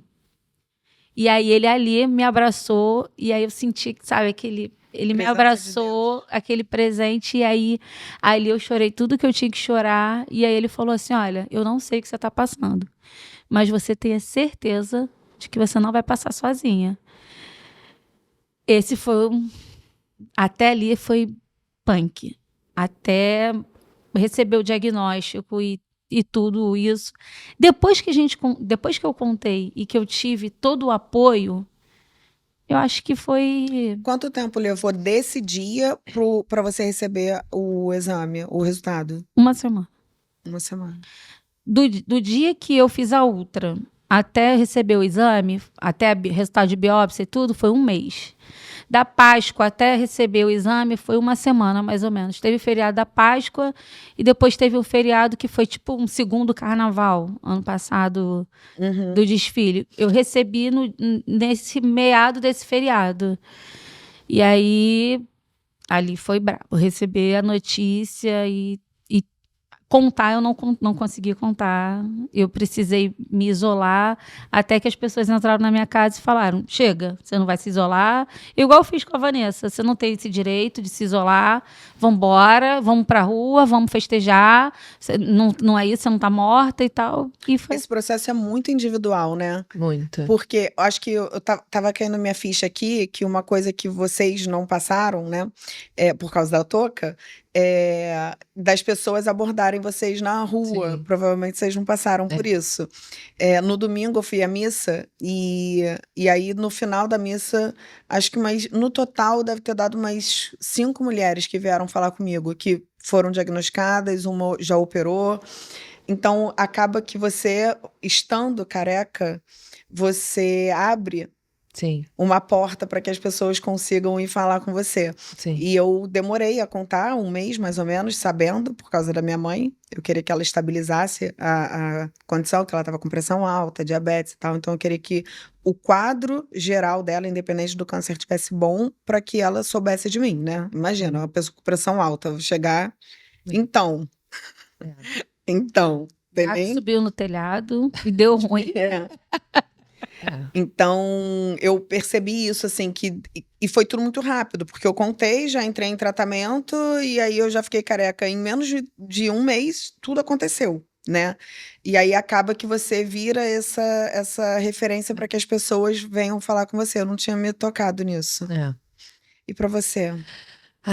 O mais difícil pra mim foi falar, porque, ao contrário da Bia, o meu médico me deu 99% de certeza que não era nada. Então, eu saí do mastologista e ele falou assim: olha, eu te dou. Não tenho água. Eu te dou 99% de certeza que não é nada. Mas como você não é minha paciente, tá chegando aqui agora, você se incomoda de fazer uma biópsia pra gente poder depois conseguir continuar avaliando isso? Falei, não, de forma alguma. Vamos fazer a biópsia. E aí ele me falou assim: não tenha pressa, faça no seu tempo, no final do ano, porque isso com certeza é benigno, porque o meu nódulo, ele era todo redondinho, assim, como um cachinho de uva. Então não era característico de ser um tumor, né? O tumor a gente vê que ele é mais ramificadão, assim. Sim. E aí eu falei, cara, eu vou fazer a biópsia agora, não vou ficar esperando. E fiz a biópsia, sem ninguém saber, a única pessoa que sabia era minha filha, mais velha, porque ela tinha ido comigo no mastologista, e meu marido. Fui fazer a biópsia e eu lembro que, ao fazer a biópsia, eu chorei compulsivamente. Mas era um choro... Você sentiu O quê? alguma uma vozinha? Cara, uma Tatá, coisa? eu não sei te dizer o que eu senti, mas eu sei que é um choro que eu nunca tive na vida. Era um choro de dor, de alma. Cagaço que tu Não era. Não era medo. Era uma dor. Eu soluçava. A médica falava assim, mas o que foi? Tá doendo? Eu falava assim, cara, eu não consigo parar de chorar. Eu soluçava muito, sabe? Era uma sensação muito esquisita. Enfim, fiz a biópsia, mas eu tinha a certeza do médico de que não ia ser nada. E aí eu fiz a biópsia numa sexta-feira, no sábado era chá de revelação da minha irmã, que ela estava grávida. E eu não contei nada, eu falei, não vou contar isso. E fiquei sem contar. E aí 15 dias depois veio o resultado, eu tava descendo meu carro tinha dado pane no motor, tava descendo para falar com o cara do reboque. E apitou mensagem no e-mail, eu cliquei descendo. Aí abri o exame, células neoplásicas. Eu falei, caralho, fudeu. Eu não lembro a cara do homem, eu não lembro o que eu fiz com o carro, eu não lembro nada. Eu só sei que eu fui vagando até o carro, entreguei a chave, subi sem, não sei nem o que eu fiz. Subi, liguei para o meu médico, ele falou, cara, vem para cá agora.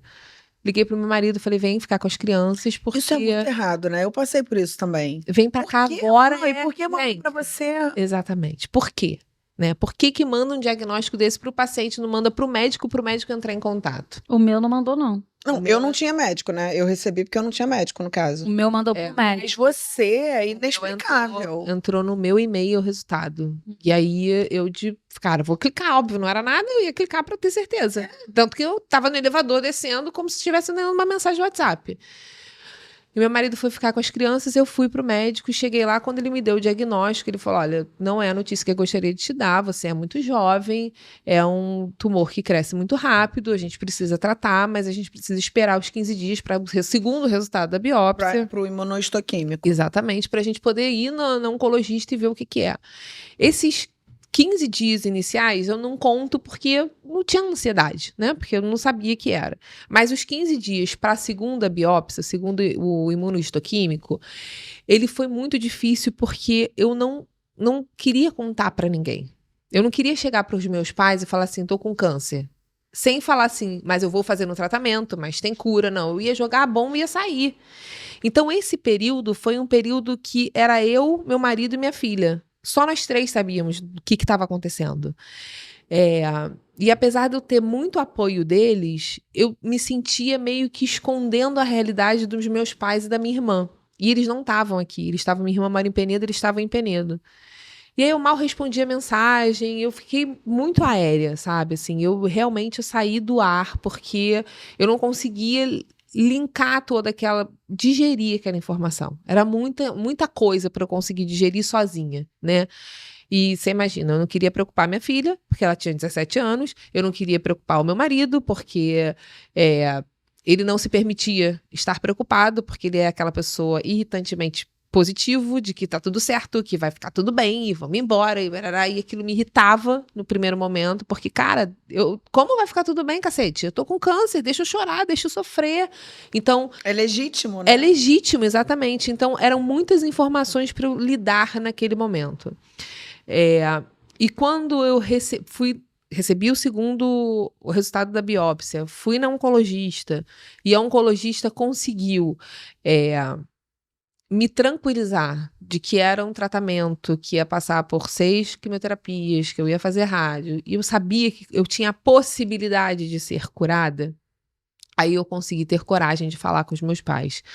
Mas é a pior sensação do mundo, né? Você falar para sua mãe que, mãe, tô com câncer, o tratamento é esse, eu só preciso de vocês do meu lado. A minha irmã estava grávida, de falar para ela, morrendo de medo de acontecer alguma coisa. Então, para mim, foi o pior, porque quando eu estava na mesa do mastologista, ele falou que era câncer, era eu comigo mesmo. Era eu aprendendo a lidar comigo, com as minhas emoções, com o que eu ia sentir, o que eu ia decidir fazer da minha vida. Mas a partir do momento em que eu me deixava vulnerável para os outros, eu tinha que me preocupar com o que cada um ia sentir.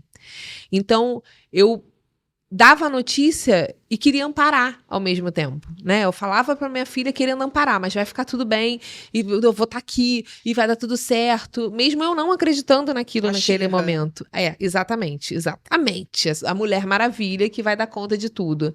Então, esse primeiro momento de contar para minha família foi muito difícil para mim. Foi o pior. E ao contrário da Bianca, ninguém sabia.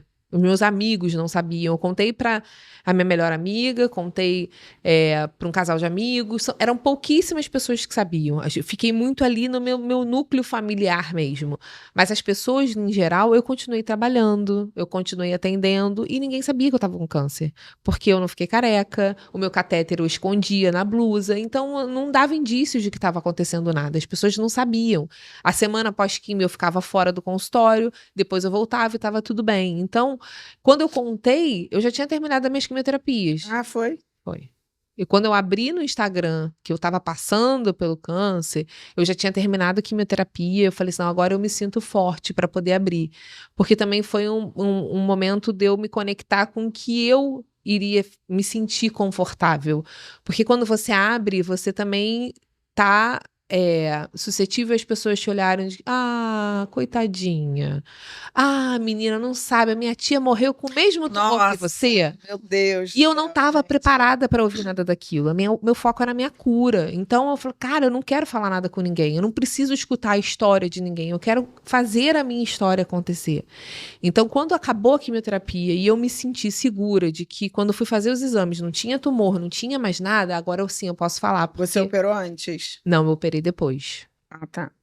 Eu fiz a quimio, depois fiz a teve cirurgia. resposta completa com a quimio. Então, eu achava que tivesse tido. Nos exames já tinha sumido tudo. Só que aí é outra história que Deus também é sinistro, né? Muito sinistro. Porque desde o início ia ser quadrante. E aí, na semana da cirurgia, o meu mastologista falou assim, cara, Vanessa, eu não quero fazer quadrante em você. Eu vou fazer adenomastectomia. E meu mundo caiu, porque o meu maior pavor não era a quimioterapia, era a cirurgia.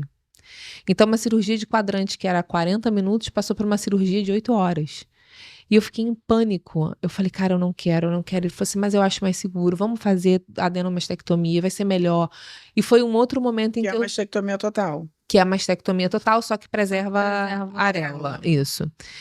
E foi o segundo momento em que eu me vi saindo do corpo, porque eu não me lembro de mais nada acontecer. A cirurgiã plástica no mesmo prédio, então eu ia para a cirurgiã plástica e ela me mostrava as fotos, eu descia para ele, tudo no mesmo dia, e eu tava parecendo que eu tava no mar, assim, sabe? eu não conseguia entender nada daquilo, não conseguia captar nenhuma informação. Eu saí de lá apavorada, mais uma vez com a minha filha, que ela é minha fiel escudeira, e eu saí de lá assim, eu chorava na volta, e ela, mãe, mas por que você tá chorando? Eu falei, cara, eu vou fazer uma cirurgia de 8 horas, e se eu não viver? Ela, caceta, tu tá passando por tudo isso, tu vai achar que vai morrer numa cirurgia, calma, vai dar tudo certo. E eu fiquei apavorada com aquilo, foi a pior notícia que eu tive durante o processo do câncer, foi aquele. Mas aí, Deus, sinistramente, quando eu cheguei em casa, ele falou, senta aí, filha, que eu quero conversar contigo. Aí eu falei, cara, não, eu preciso escutar, porque da onde tá vindo esse medo todo? Eu preciso entender. E ele falou, cara, calma, porque tem uma finalidade. Eu não tô te botando pra fazer uma cirurgia de que não era a tua trajetória, só pra você ficar mais tempo lá, não é pra você morrer. Calma, você vai entender. E aí, quando saiu o resultado da biópsia, tinha um novo foco. Na cirurgia. Na cirurgia. E se eu não tivesse feito, eu ia achar que estava tudo bem.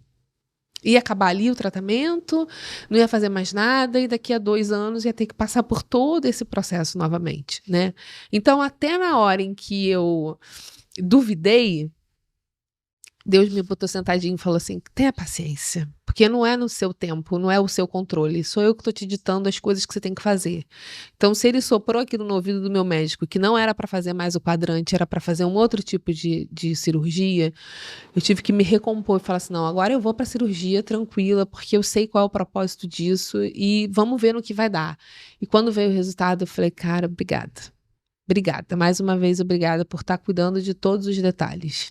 Você está antecipando uma coisa que eu senti.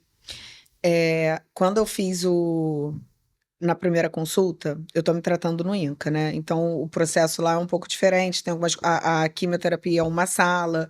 Acho que tem prós e contras, assim. Eu acho legal ser todo mundo junto. Mas, enfim, a primeira consulta, você vai no mastologista. Eu levei já todos os exames, então ele olhou.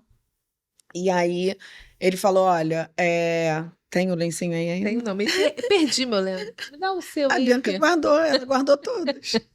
Ela é egoísta, pegou tudo pra ela. E aí ele falou, olha, a pele tá preservada, não tem nenhum indício de pele, né, de nenhum problema. Então, a princípio, a gente deve conseguir fazer uma cirurgia que é quadranctomia, sei lá. Quadranctomia. É isso. Enfim, seria Nossa, a menor cirurgia ideia. conservadora. Eu não sabia nem o que era células neoplásticas. Eu também não sabia, eu Quando botei no ela, Google. não, eu não vou pro Google, mas quando ela contou essa história pra mim, ela falou, aí eu abri lá o telefone, tava células, não sei o que, eu falei, e tu sabia o que era isso? Ela, sabia, eu falei, Ela era voluntária. eu falei, porra, mas é por isso que eu não abro. Porque eu vou sofrer achando que é um negócio que não é, ou que O meu era tô assim, bem, não o meu era assim. O meu eu vi que era ruim. Eu também. Eu não era. abro. Eu abri e era assim, ó, carcinoma invasivo de mama. O meu e-mail. Aí eu botei no Google o que era carcinoma invasivo de mama, porque eu não tinha certeza ainda. Eu não tenho. Aí botei. Aí falei, tá, é câncer. Eu tava sozinha no meu quarto. E eu tinha um café da tarde de aniversário da minha mãe pra ir. Que Aí eu maravilhoso. Ninguém soube. E assim, e Deus foi incrível também, porque não foi pesado. Eu não fui assim, meu Deus, eu não posso falar pra ninguém, e eu tô aqui fingindo que tá tudo. Não, eu simplesmente abstraí da minha mente. Ele me deu esse sopro, assim, eu abstraí da minha mente e eu fui, porque eu não sabia se era o último aniversário da minha mãe. E eu falei, o aniversário dela. Eu fiz isso também porque era carnaval. Eu falei, o quê? Eu vou aproveitar, vai que é meu último carnaval. E aí, porque a notícia saiu nesse meio desse carnaval, aproveitar o carnaval e ir à praia, né? Porque eu não vou passar por cair, nada disso. Mas falei, o quê? Eu vou continuar aí na praia, eu vou continuar fazendo tudo que estava programado para eu fazer no carnaval. E aí, depois do carnaval, a gente vê qual que vai ser a história. E também não foi um negócio assim, ai, vou fingir que tá tudo bem. Não, eu ainda brinquei, ó, Big Fone tocou. Tô no paredão, porque eu ficava brincando, né? Não sei se eu ganhei imunidade ou se eu tô no paredão. Big Fone vai tocar. E eu não sei. E aí eu sentei na praia ali, do lado de 2 amigas, e falei, olha, Big Fone tocou. E aí elas olharam assim, tipo, pô, ela tá brincando, né? Eu falei, olha... Elas já sabiam que o que Big você Fone ia tava no Big tocar. Brother, Que o você Big, tava no Big que, Brother. isso, elas sabiam que o Big Fone ia tocar. E aí eu falei pra elas duas assim, eu falei, olha, Big Fone tocou. Aí elas olharam e riram. Aí eu falei, tô no paredão. E aí, quando eu falei, tô no paredão, a lágrima de uma assim caiu. Eu do lado dela, eu falei, mas não quero ver ninguém chorando aqui. Aí ela...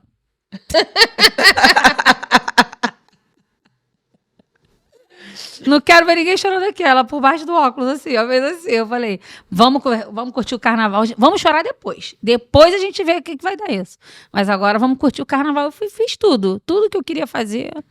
Fui no churrasco, fui pra praia, fiz tudo que eu tinha que fazer. Falei, não sei o que vai acontecer depois disso. Então, vamos viver. Estamos vivendo até hoje. Não, e vamos viver muito.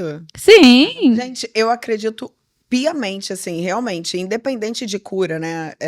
Que a gente já falou, independente da cura, eu acredito na qualidade de vida.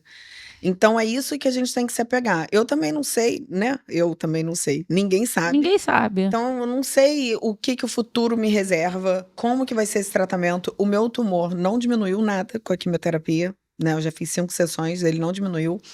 Então eu não sei o que me espera. Para mim o momento mais difícil foi a da mastectomia, que era o que eu acabei de lembrar que eu estava contando. Eu fui na consulta, então, não, vamos preservar a pele, tá tudo certo e tal. Aí já me definiu o tratamento, o meu é o HER2, então definiu o tratamento, quimioterapia vermelha, depois a quimioterapia branca com o Herceptin, depois a cirurgia. Às vésperas de começar a quimioterapia, eu não tinha feito a clipagem ainda. E aí eu mandei uma mensagem, né? Poxa, eu tenho que fazer a clipagem, ainda não fiz a clipagem. A clipagem, pra gente contextualizar aqui, quem não sabe, coloca-se um clipezinho no tumor, para caso tenha a resposta completa, o médico saiba onde estava para poder tirar a margem de segurança. Eu não fiz clipagem. Olha lá, você então Porque o meu médico ele tinha tanta certeza que não era nada, que ele não botou clipe na hora de fazer a biópsia. E depois também ficou sem botar. Porque eu não fiz também na biópsia. Eu tive o diagnóstico no mesmo dia, tá? Tudo. Que loucura. Eu levei minha mãe para fazer a mamografia não, a biópsia dela, porque tinha que ter um resultado, embora né, já fosse explícito dela, tinha que ter um resultado para poder fazer todo o encaminhamento, fazer o imunohistoquímico e tal, que eu nem sabia que existia.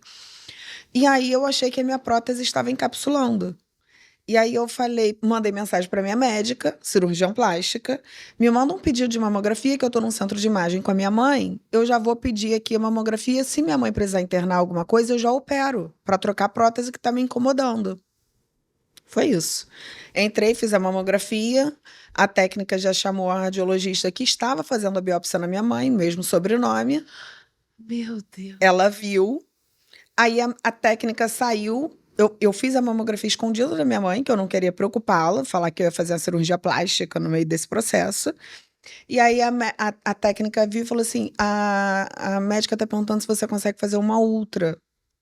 Aí eu falei: consigo, mas eu não quero que minha mãe saiba, eu já tô com um pedido aqui. Porque a minha cirurgiã falou assim: eu já vou te mandar o da ultra também, só que eu não consegui encaixar, porque era encaixe.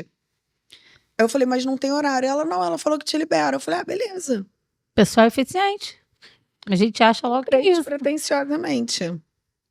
E aí, a forma como ela conduziu foi tragicômico, tá? O meu, um dia eu conto que eu não quero puxar esse assunto aqui. Foi tragicômico, o meu. E aí, a forma como ela conduziu, eu entendi ali, na minha ultra, antes da biópsia, que eu estava com câncer de mama. E ela falou: volta amanhã para fazer a biópsia. Mas eu já sabia, assim. Ali eu soube, eu levei minha mãe para fazer a biópsia dela e eu voltei para casa com câncer. Caceta. Foi assim. Então eu não tive tempo. Eu acho que muitas das coisas que vocês contaram, e acho importante porque com certeza tem gente que passou pelo que a Bianca passou pelo que você passou e passou pelo que eu passei. Eu não tive tempo de nada. Foi tudo tão assim, foi avassalador realmente, assim, não deu tempo de parar para pensar. Eu não tive a expectativa do exame. Bom e ruim, né? Bom e ruim. Então, assim, uma porrada de uma vez só. Uma porrada de uma vez só também. Eu acho que não me deu tempo de nada. Muitas das coisas que vocês passaram, eu não passei. Eu consigo hoje já, né, nesse processo também de estar me colocando à disposição de tentar ajudar outras mulheres, que realmente são experiências muito diferentes, muito únicas. Eu fiz questão de perguntar o que foi, né, mais difícil, porque para cada uma é uma coisa. Sim. Para mim, o momento mais difícil foi, então, o dia... Eu vou perdendo, né, gente? Se vocês perceberem que eu tô fechando, que eu tô em looping aqui. Aí eu mandei a mensagem falando: a gente não fez a clipagem, eu vou começar a quimioterapia. Aí ele me respondeu: você não tem mais indicação para clipagem porque você tem muitas microcalcificações, vai ser mastectomia total com reconstrução. Na mensagem. Então, todas as minhas informações foram assim. Pá! Gente, não teve uma que foi no amor. Entendi. Nada. Mas não no amor de falta de acolhimento, não. Assim, ou de palavras duras. Coisas diretas. Foram muito objetivas, Sim. diretas, assim. Foi, tipo, na lata, não teve tempo. O meu caso era uma indicação para mastectomia. E aí, na semana que eu fiz a última consulta, né, antes da cirurgia, e aí o médico falou assim, olha, pode ser que a gente consiga preservar o seu mamilo. Quando ele falou isso, Animou. Aí eu comecei a chorar. Aí ele falou, você teve resposta de 100% na quimioterapia e a gente vai ver lá, se não tiver atingido nada do seu mamilo, talvez a gente consiga. Falei, beleza. Eu lembro que quando eles começaram a me sedar, né, eu estava muito tranquila na cirurgia, mas eles começaram a me sedar, eu olhei para ele e falei assim, doutor, preserva o meu mamilo? A minha única preocupação era essa. Doutor, não esquece de ver se dá pra preservar meu mamilo. Não esquece é ótimo. Não esquece. Porque, tipo assim... Ele tá pra fazer o quê? Não, porque olha só, na minha cabeça, ele tá focado que é uma mastectomia. Mas aí ele pensou na possibilidade de não ser mais. Aí eu falei, vai que ele esqueceu que tem essa possibilidade. Aí o doutor, não esquece. Não esquece que do meu mamilo lá, dá aquela olhadinha e tal... E aí ele foi tão fofo, o doutor Maurício, que é um amor também, que quando eu acordei da cirurgia, ele estava assim, sabe, me olhando, esperando eu acordar. E aí ele falou assim, tá tudo bem? Aí eu falei, tá. Aí eu meio lesada assim, tá. Aí ele falou, mamilo tá no lugar. Falou assim, ó. Eu ia perguntar isso. Aí eu chorando do pai. Ai, que maravilha. Ele falou, seu mamilo tá no lugar. O meu foi, eu não sabia da possibilidade de não ter o mamilo ali. Que eu não tinha perguntado. Eu sou o tipo de paciente que eu não pergunto nada. A Vanessa nunca sabe de nada. Eu não pergunto. Eu sou nerdzaça, gente. Eu não pergunto nada. Eu não pergunto. Eu já chego achando que eu sou tão médica quanto... Eu não sou hipocondríaca, não, de tomar remédio, nunca fui. Isso eu Mas eu remédio. chego achando que eu tô de igual pra igual. Não. Vamos discutir aqui o meu caso. Sim, claro. Eu sou total, tipo assim, eu confio 100% no que você falar. Eu não pergunto nada. E quando eu saí da cirurgia... Que foi exatamente isso. Ele chegou pra mim e falou assim, olha, deu tudo certo, consegui manter o mamilo. Aí eu, meu Deus, tinha a possibilidade de não manter o mamilo? Você não tinha ido ver o que era o nome dessa cirurgia que você falou e eu não sei falar? De jeito nenhum. Tá doida. Não, nunca. Eu não sabia o que ia ser feito. Não sabia. Não sabia. Gente, eu sei tudo. Eu não procuro. Eu sei o que ele fala. Aí eu guardo ali o que ele falou. Mas assim, eu não fico questionando. Se ele falar assim, olha, existe um estudo agora que passar merda no peito cura o câncer. Eu vou, minha filha, na mesma hora pegar e passar, entendeu? Eu não questiono nada. Eu vou falar assim, de quem é a merda? De quem que é que eu vou atrás?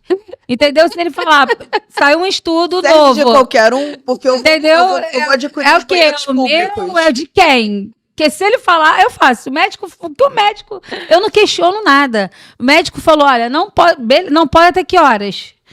Não pode. Olha, você tinha um remédio que fazia químio e 24 horas depois eu tinha que tomar um remédio, né? Uma injeção.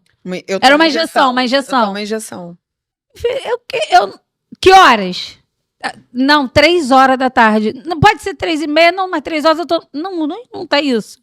3 horas eu tô lá, ó, pronta pra... Não, isso eu faço. Eu não questiono nada. Eu não questiono nada. A médica falou, agora eu tenho uma viagem marcada. O médico falou, eu não te oriento aí. Sabe pra onde é a viagem? Fernando de Noronha. Eu questionei, falei, tá desmarcado. Tu foi pro sítio em Mendes e não vai pra Fernando de Noronha. Mas Deus vai me honrar. Deus vai me honrar. Deus vai me honrar, porque olha, essa viagem era o meu sonho. Vai Meu ter marido outra. tava Vai ter outra. em outubro para comemorar o Outubro Rosa e tudo. Aí o médico falou: olha, não é a hora. Eu olhei para ele e falei: Mas da onde, assim? Aí, só pra eu saber, pra eu entender a linha de raciocínio, da onde você achou que seria a hora de ir pra Fernando de Noronha um mês depois da cirurgia? Porque a minha surpresa não é o médico ter te falado isso. não, olha só, presta atenção. Ah, Essa convença-me. vou te convencer. Essa viagem tá comprada desde quando eu acabei a quimioterapia em outubro do ano passado. Ela estava comprada para outubro desse ano. Mas você podia ter falado pro médico isso. Eu falei. Aí Você falou que calma. Aí a minha cirurgia era para eu fazer em setembro, né? Agora em setembro, era para ter feito em setembro. Eu cheguei no médico e falei assim: doutor, eu tenho uma viagem para outubro. E aí, eu queria saber se dá ela para... falou pro médico, mas depois. Não, eu falei: doutor, eu tenho... Porque eu acabei a rádio em março. Abril, maio, junho, julho, agosto, setembro, 6 meses. Falei: doutor, eu tenho uma viagem em outubro. Será que a gente consegue adiantar para eu conseguir viajar, Fernando de Noronha e tudo mais? Será que a gente consegue adiantar a viagem, a cirurgia, para eu estar recuperada em outubro? Aí ele: com certeza. O que eu fiz? Me meti no centro cirúrgico. Quando? Isso. Em agosto. Ah, Agosto? tá. Ela antecipou uma semana. Foi na última semana de agosto. Foi. Mas eu viajaria no final de outubro. Entendeu? Você podia ter feito o negócio depois, né? Poderia, mas ele disse que eu poderia fazer antes. Eu fiz, só que deu essa cagada toda. E aí ele falou assim: olha, não é na hora. Eu falei: tá tudo certo. Vai ser na hora certa. Tá tudo... Não, mas Deus vai me honrar. Companhia Azul, me ajuda aí. Azul. Azul, não cancela minha viagem, não. Gula. Pra gente encerrar aqui, Azul, Gula. Outback, e Delírio Tropical. Você tá pedindo nada, cara. É só isso. A gente vai botar as marcas de roupa também depois. É, bom. Pra patrocínio. É, bom. Pô, vestir o podcast. Tem legal. 2 podcasts pra vestir, só pra gente ali. É, isso aí. Estamos de olho. Eu queria, hoje o nosso objetivo era fazer 3 podcasts, né? Mas eu falei: não vou interromper, porque eu achei que tá faltando tempo, na verdade. Vou ter que fazer o segundo tempo. Não dava pra dividir em 3, tem que multiplicar. Então, ele já me avisou ali, o Gustavo já me avisou que falta quanto tempo agora, Gustavo? 1 minuto. 4 minutos, minutos. obrigada. Ele me avisou com 10. Aí eu falei: não, vamos lá. Tem algumas perguntas e eu quero falar da Casa Florescer ainda. Algumas coisas eu já perguntei. Mais uma pergunta, eu acho que vocês acabaram falando, mas eu queria reforçar porque eu acho importante. O que mais orgulhou vocês nesse processo todo de transformação?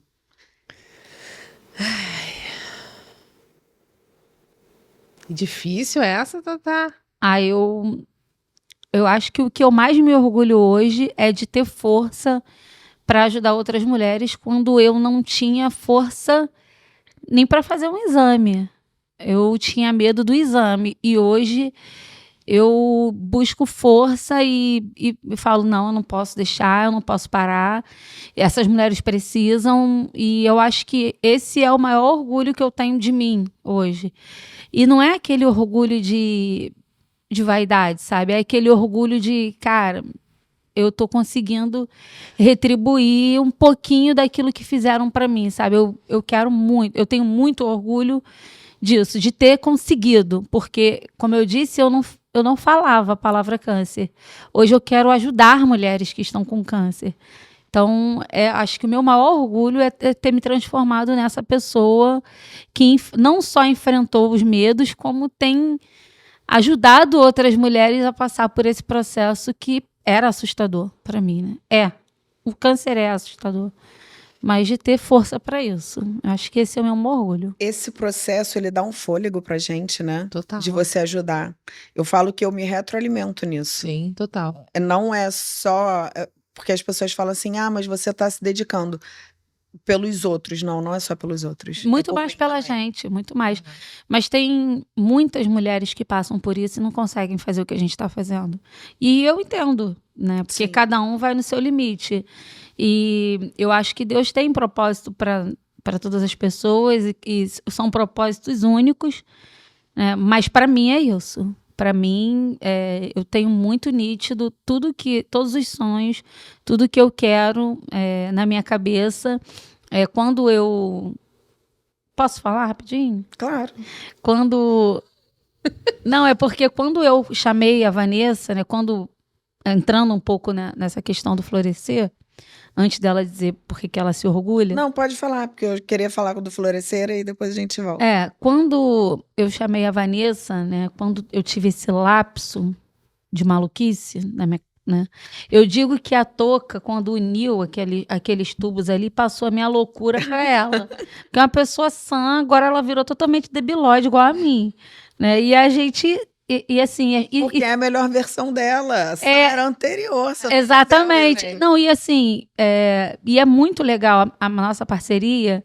Eu mostrei para ela, eu comentei isso com ela na semana passada, não, na outra semana, né, que quando saiu a estreia do podcast, que a minha melhor amiga, assim, não a minha melhor amiga, mas a minha melhor amiga mais antiga. Eu tenho muitas melhores amigas. E aí essa minha melhor amiga mandou uma mensagem falando que ela estava muito orgulhosa de mim e que ela nunca viu alguém que se encaixasse tão perfeito comigo nessa situação. E aí ela falou assim, eu falo isso sentindo ciúmes até. Ela brincou falando isso.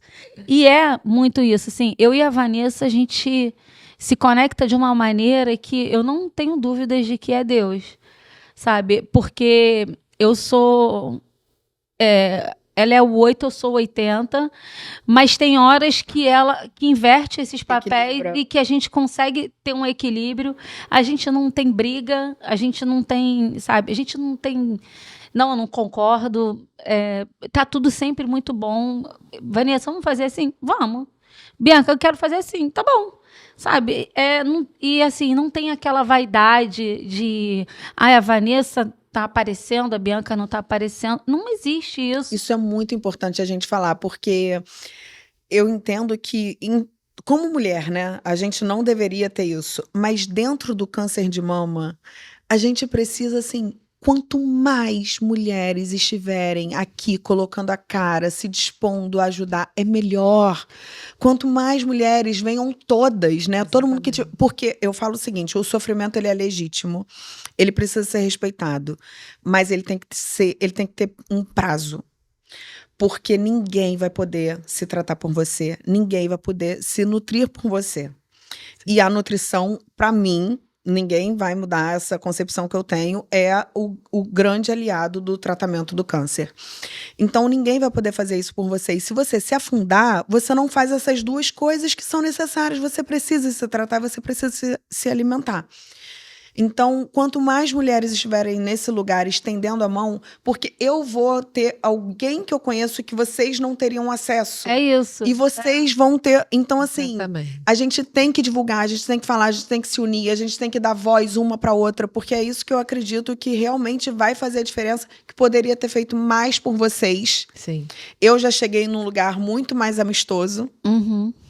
Né? Então, que a gente consiga fazer mais e mais e mais para quem estiver vindo. E que outras mulheres que também estejam, que já superaram, porque eu também acho bonito ver mulheres que já superaram, que já passaram da remissão, já foram curadas, olharem, porque muitas olham e falam, cara, não quero nem mais olhar para isso, é uma página virada. Então, que essas mulheres, quem pode, né, quem faz sentido na vida, que elas também voltem e estendam a mão. Isso. Sim, total. Então, e quando eu falei com a Vanessa sobre isso, eu falei para ela, Vanessa, eu só tenho uma coisa que eu não abro mão, porque é algo que é gritante no meu coração e ela sabe disso. Eu preciso que essa casa seja num lugar determinado. A gente tem o sonho da casa. E para Vanessa, a casa poderia ser em qualquer lugar do mundo que ela estava topando. Para mim, não. Para mim, ela só tinha... Não é só tinha sentido, mas ela fazia total sentido se fosse na minha cidade, na cidade onde eu nasci. Que é? Que é Nilópolis, né? Nilópolis. E aí eu falei para ela, cara, eu preciso que isso seja aqui. Porque é o lugar... Para você ter ideia, eu não morava em Nilópolis. Eu voltei a morar em Nilópolis depois do meu diagnóstico, porque era ali que eu me sentia acolhida. É ali que estão as minhas raízes, as pessoas que eu amo, sabe, os meus amigos. E eu falei, é aqui que eu quero retribuir. Não que eu não possa fazer esse trabalho em outros lugares como a gente tem feito, mas a casa, aquilo dali, para mim, sabe, precisa acontecer ali. E a Vanessa na mesma A forma. sede, né? A Porque sede, muitas outras. a sede. Eu vislumbro muitas casas florescer, assim, Amém, espalhadas. amém. E é isso, a gente conversou uma vez, né, com uma amiga e ela falou assim, vocês não têm medo de copiarem a ideia de você? Eu falei, medo? Eu quero mais é que existam muitos projetos igual o nosso. Eu quero mais é que tenham várias casas florescer pelo Brasil inteiro, porque eu não vou conseguir chegar até esses lugares e o acolhimento que a gente quer dar em Nilópolis, na Barra, em Teresópolis, em qualquer outro lugar que a gente vai, eu quero que as mulheres do Nordeste, na Ilha do Governador, eu quero que as mulheres do Nordeste, do Norte também tenham. Então, se outras pessoas quiserem copiar, por exemplo, Teresópolis, a gente foi lá visitar, mas a gente não tem condições de estar sempre lá. E as mulheres que a gente visitou, elas já estão criando uma organização ali entre elas, um movimento entre elas para fazer isso. Ótimo, era isso que a gente queria. A semente foi plantada. Quando a gente puder participar, a gente vai participar. Mas a gente não tem como estar lá o tempo todo, né? A gente tem uma vida aqui. E tem um ponto importante, que a gente ainda está em tratamento. Exatamente, Então a gente precisa se respeitar e entender que por mais que a gente queira fazer e por mais que tenha essa retroalimentação, a gente precisa respeitar o nosso momento, respeitar o nosso corpo, o nosso organismo, sentir o nosso organismo. Eu senti que eu tive uma baixa de imunidade essa semana, ontem eu fiquei mais quietinha, porque por mais que a gente queira fazer, a gente não vai fazer se a gente não estiver bem. Exatamente. É isso aí. Exatamente. Agora você. Eu fiquei pensando aqui, foi bom que a resposta dela foi longa. Fiquei pensando, eu acho que o que eu tenho mais orgulho foi de eu ter me permitido mergulhar no processo da cura.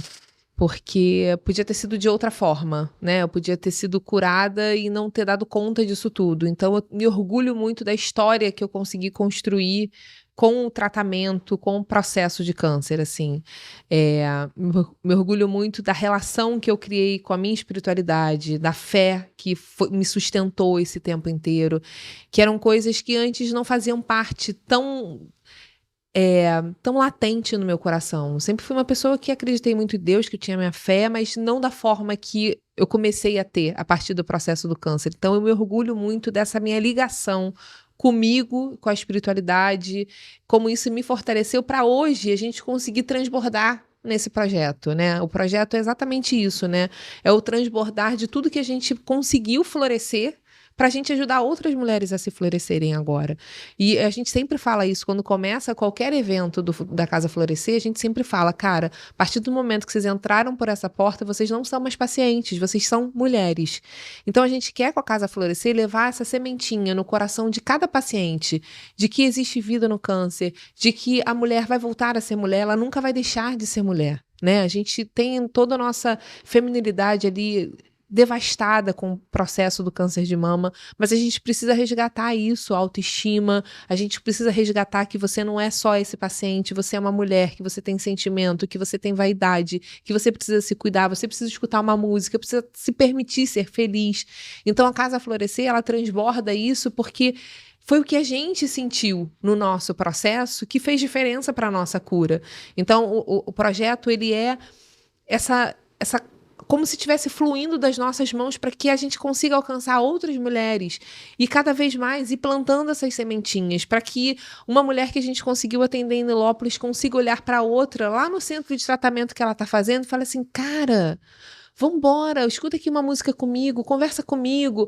A gente não quer ser o Casa Florescer, as meninas do Casa Florescer. Não, a gente quer Uma plantar. corrente. Exatamente, fazer com que essa corrente plantar. seja replicada a cada paciente. Mesmo que não monte um outro projeto social, mas que só se essa mulher chegar lá onde ela faz quimioterapia e fale pra outra assim, e aí, tá tudo bem com você? Caraca, já fez diferença. Gente, abraço. Isso é uma coisa que eu, assim, eu falo, às vezes eu dou abraço nas pessoas e aí a pessoa me agradece tanto, eu falo assim, não me agradece, abraça alguém. Exatamente. Abraça alguém de volta. Porque quando a pessoa, às vezes, é tão duro todo o processo que ela não se deu conta que ela não recebeu um abraço. Ela não recebeu, ela contou, ela falou, ela tá agitada, ela tá triste. A pessoa até abraçou, mas ela não abraçou de volta. Aquele contato do abraço, sabe? Eu acho... Vou falar uma coisa pra vocês. Eu tenho muito orgulho, de verdade, de ter cruzado o caminho de vocês e de aprender com vocês. Porque eu acho que no meio disso tudo... E eu trago um fator pra mim que eu não sou mãe, né? E eu não sou mãe e não sou casada. Então, eu admiro você com a tua família, porque independente de filhos, né? Tem o teu marido, aí tem todo o núcleo que você tá inserida, você conseguiu olhar pra fora. E você com 19 anos, tô impactada ainda com isso. Com 3 filhos e ainda conseguiu olhar pra fora. Então, dá muito orgulho de ser mulher, sabe? Da gente olhar e falar assim... Não é sexo frágil. Não é. Não é sexo frágil, caramba, não é. Mas a gente também conseguir resgatar exatamente isso, essa feminilidade que faz parte da nossa essência. A gente não tá aqui pra lutar como homem. Eu brinquei de She-Ra porque no início todo mundo fala, né? Você é muito guerreira, você é muito guerreira, você é muito guerreira. Eu falo, gente, veio a música do He-Man na minha cabeça, sabe? Eu tenho a força. Eu falo, cara, eu não tenho a força e tô aqui lutando contra o câncer de espada, armadura e tal. Não, é descansar em Deus. É isso. Exatamente. Como Deus sustenta, é descansar em Deus. Na hora que a gente entrega, e eu percebi que nós 3 temos a mesma, assim, né, com outras palavras, mas é entregar, né? Na hora que você não questiona, que você faz tudo, na hora que você vai lá e fala, meu Deus, é isso? Pra Qual é o quê? meu propósito? Pra quê?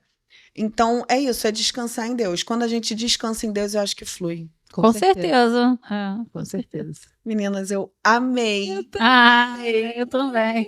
Achei curto, Gustavo. Essas 2 horas passaram muito rápidas. Não, eu acho que foi errado, não tá não? Tá errado. Tá não. Tá errado.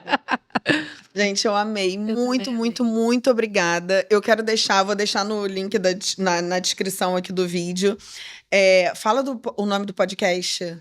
O podcast é... Pode florescer. Pode Florescer. Podcast, E é Casa Florescer, que tem o Instagram, que eu também vou deixar o @ bonitinho. É @projeto Casa Florescer. É esse que eu ia falar primeiro. Não, vou botar. E tem o de vocês também. Que eu vou botar o individual de vocês na descrição do vídeo. Obrigada. Obrigada a você, Foi amor. maravilhoso, Eu também, de verdade. Tem muitas outras coisas que a gente poderia compartilhar, mas enfim. Teremos Foi mais. maravilhoso. Teremos. Teremos. Obrigada. Beijo, beijo. Eu não tô acostumada a dar tchau da outra vez. Ele falou, você não se despediu.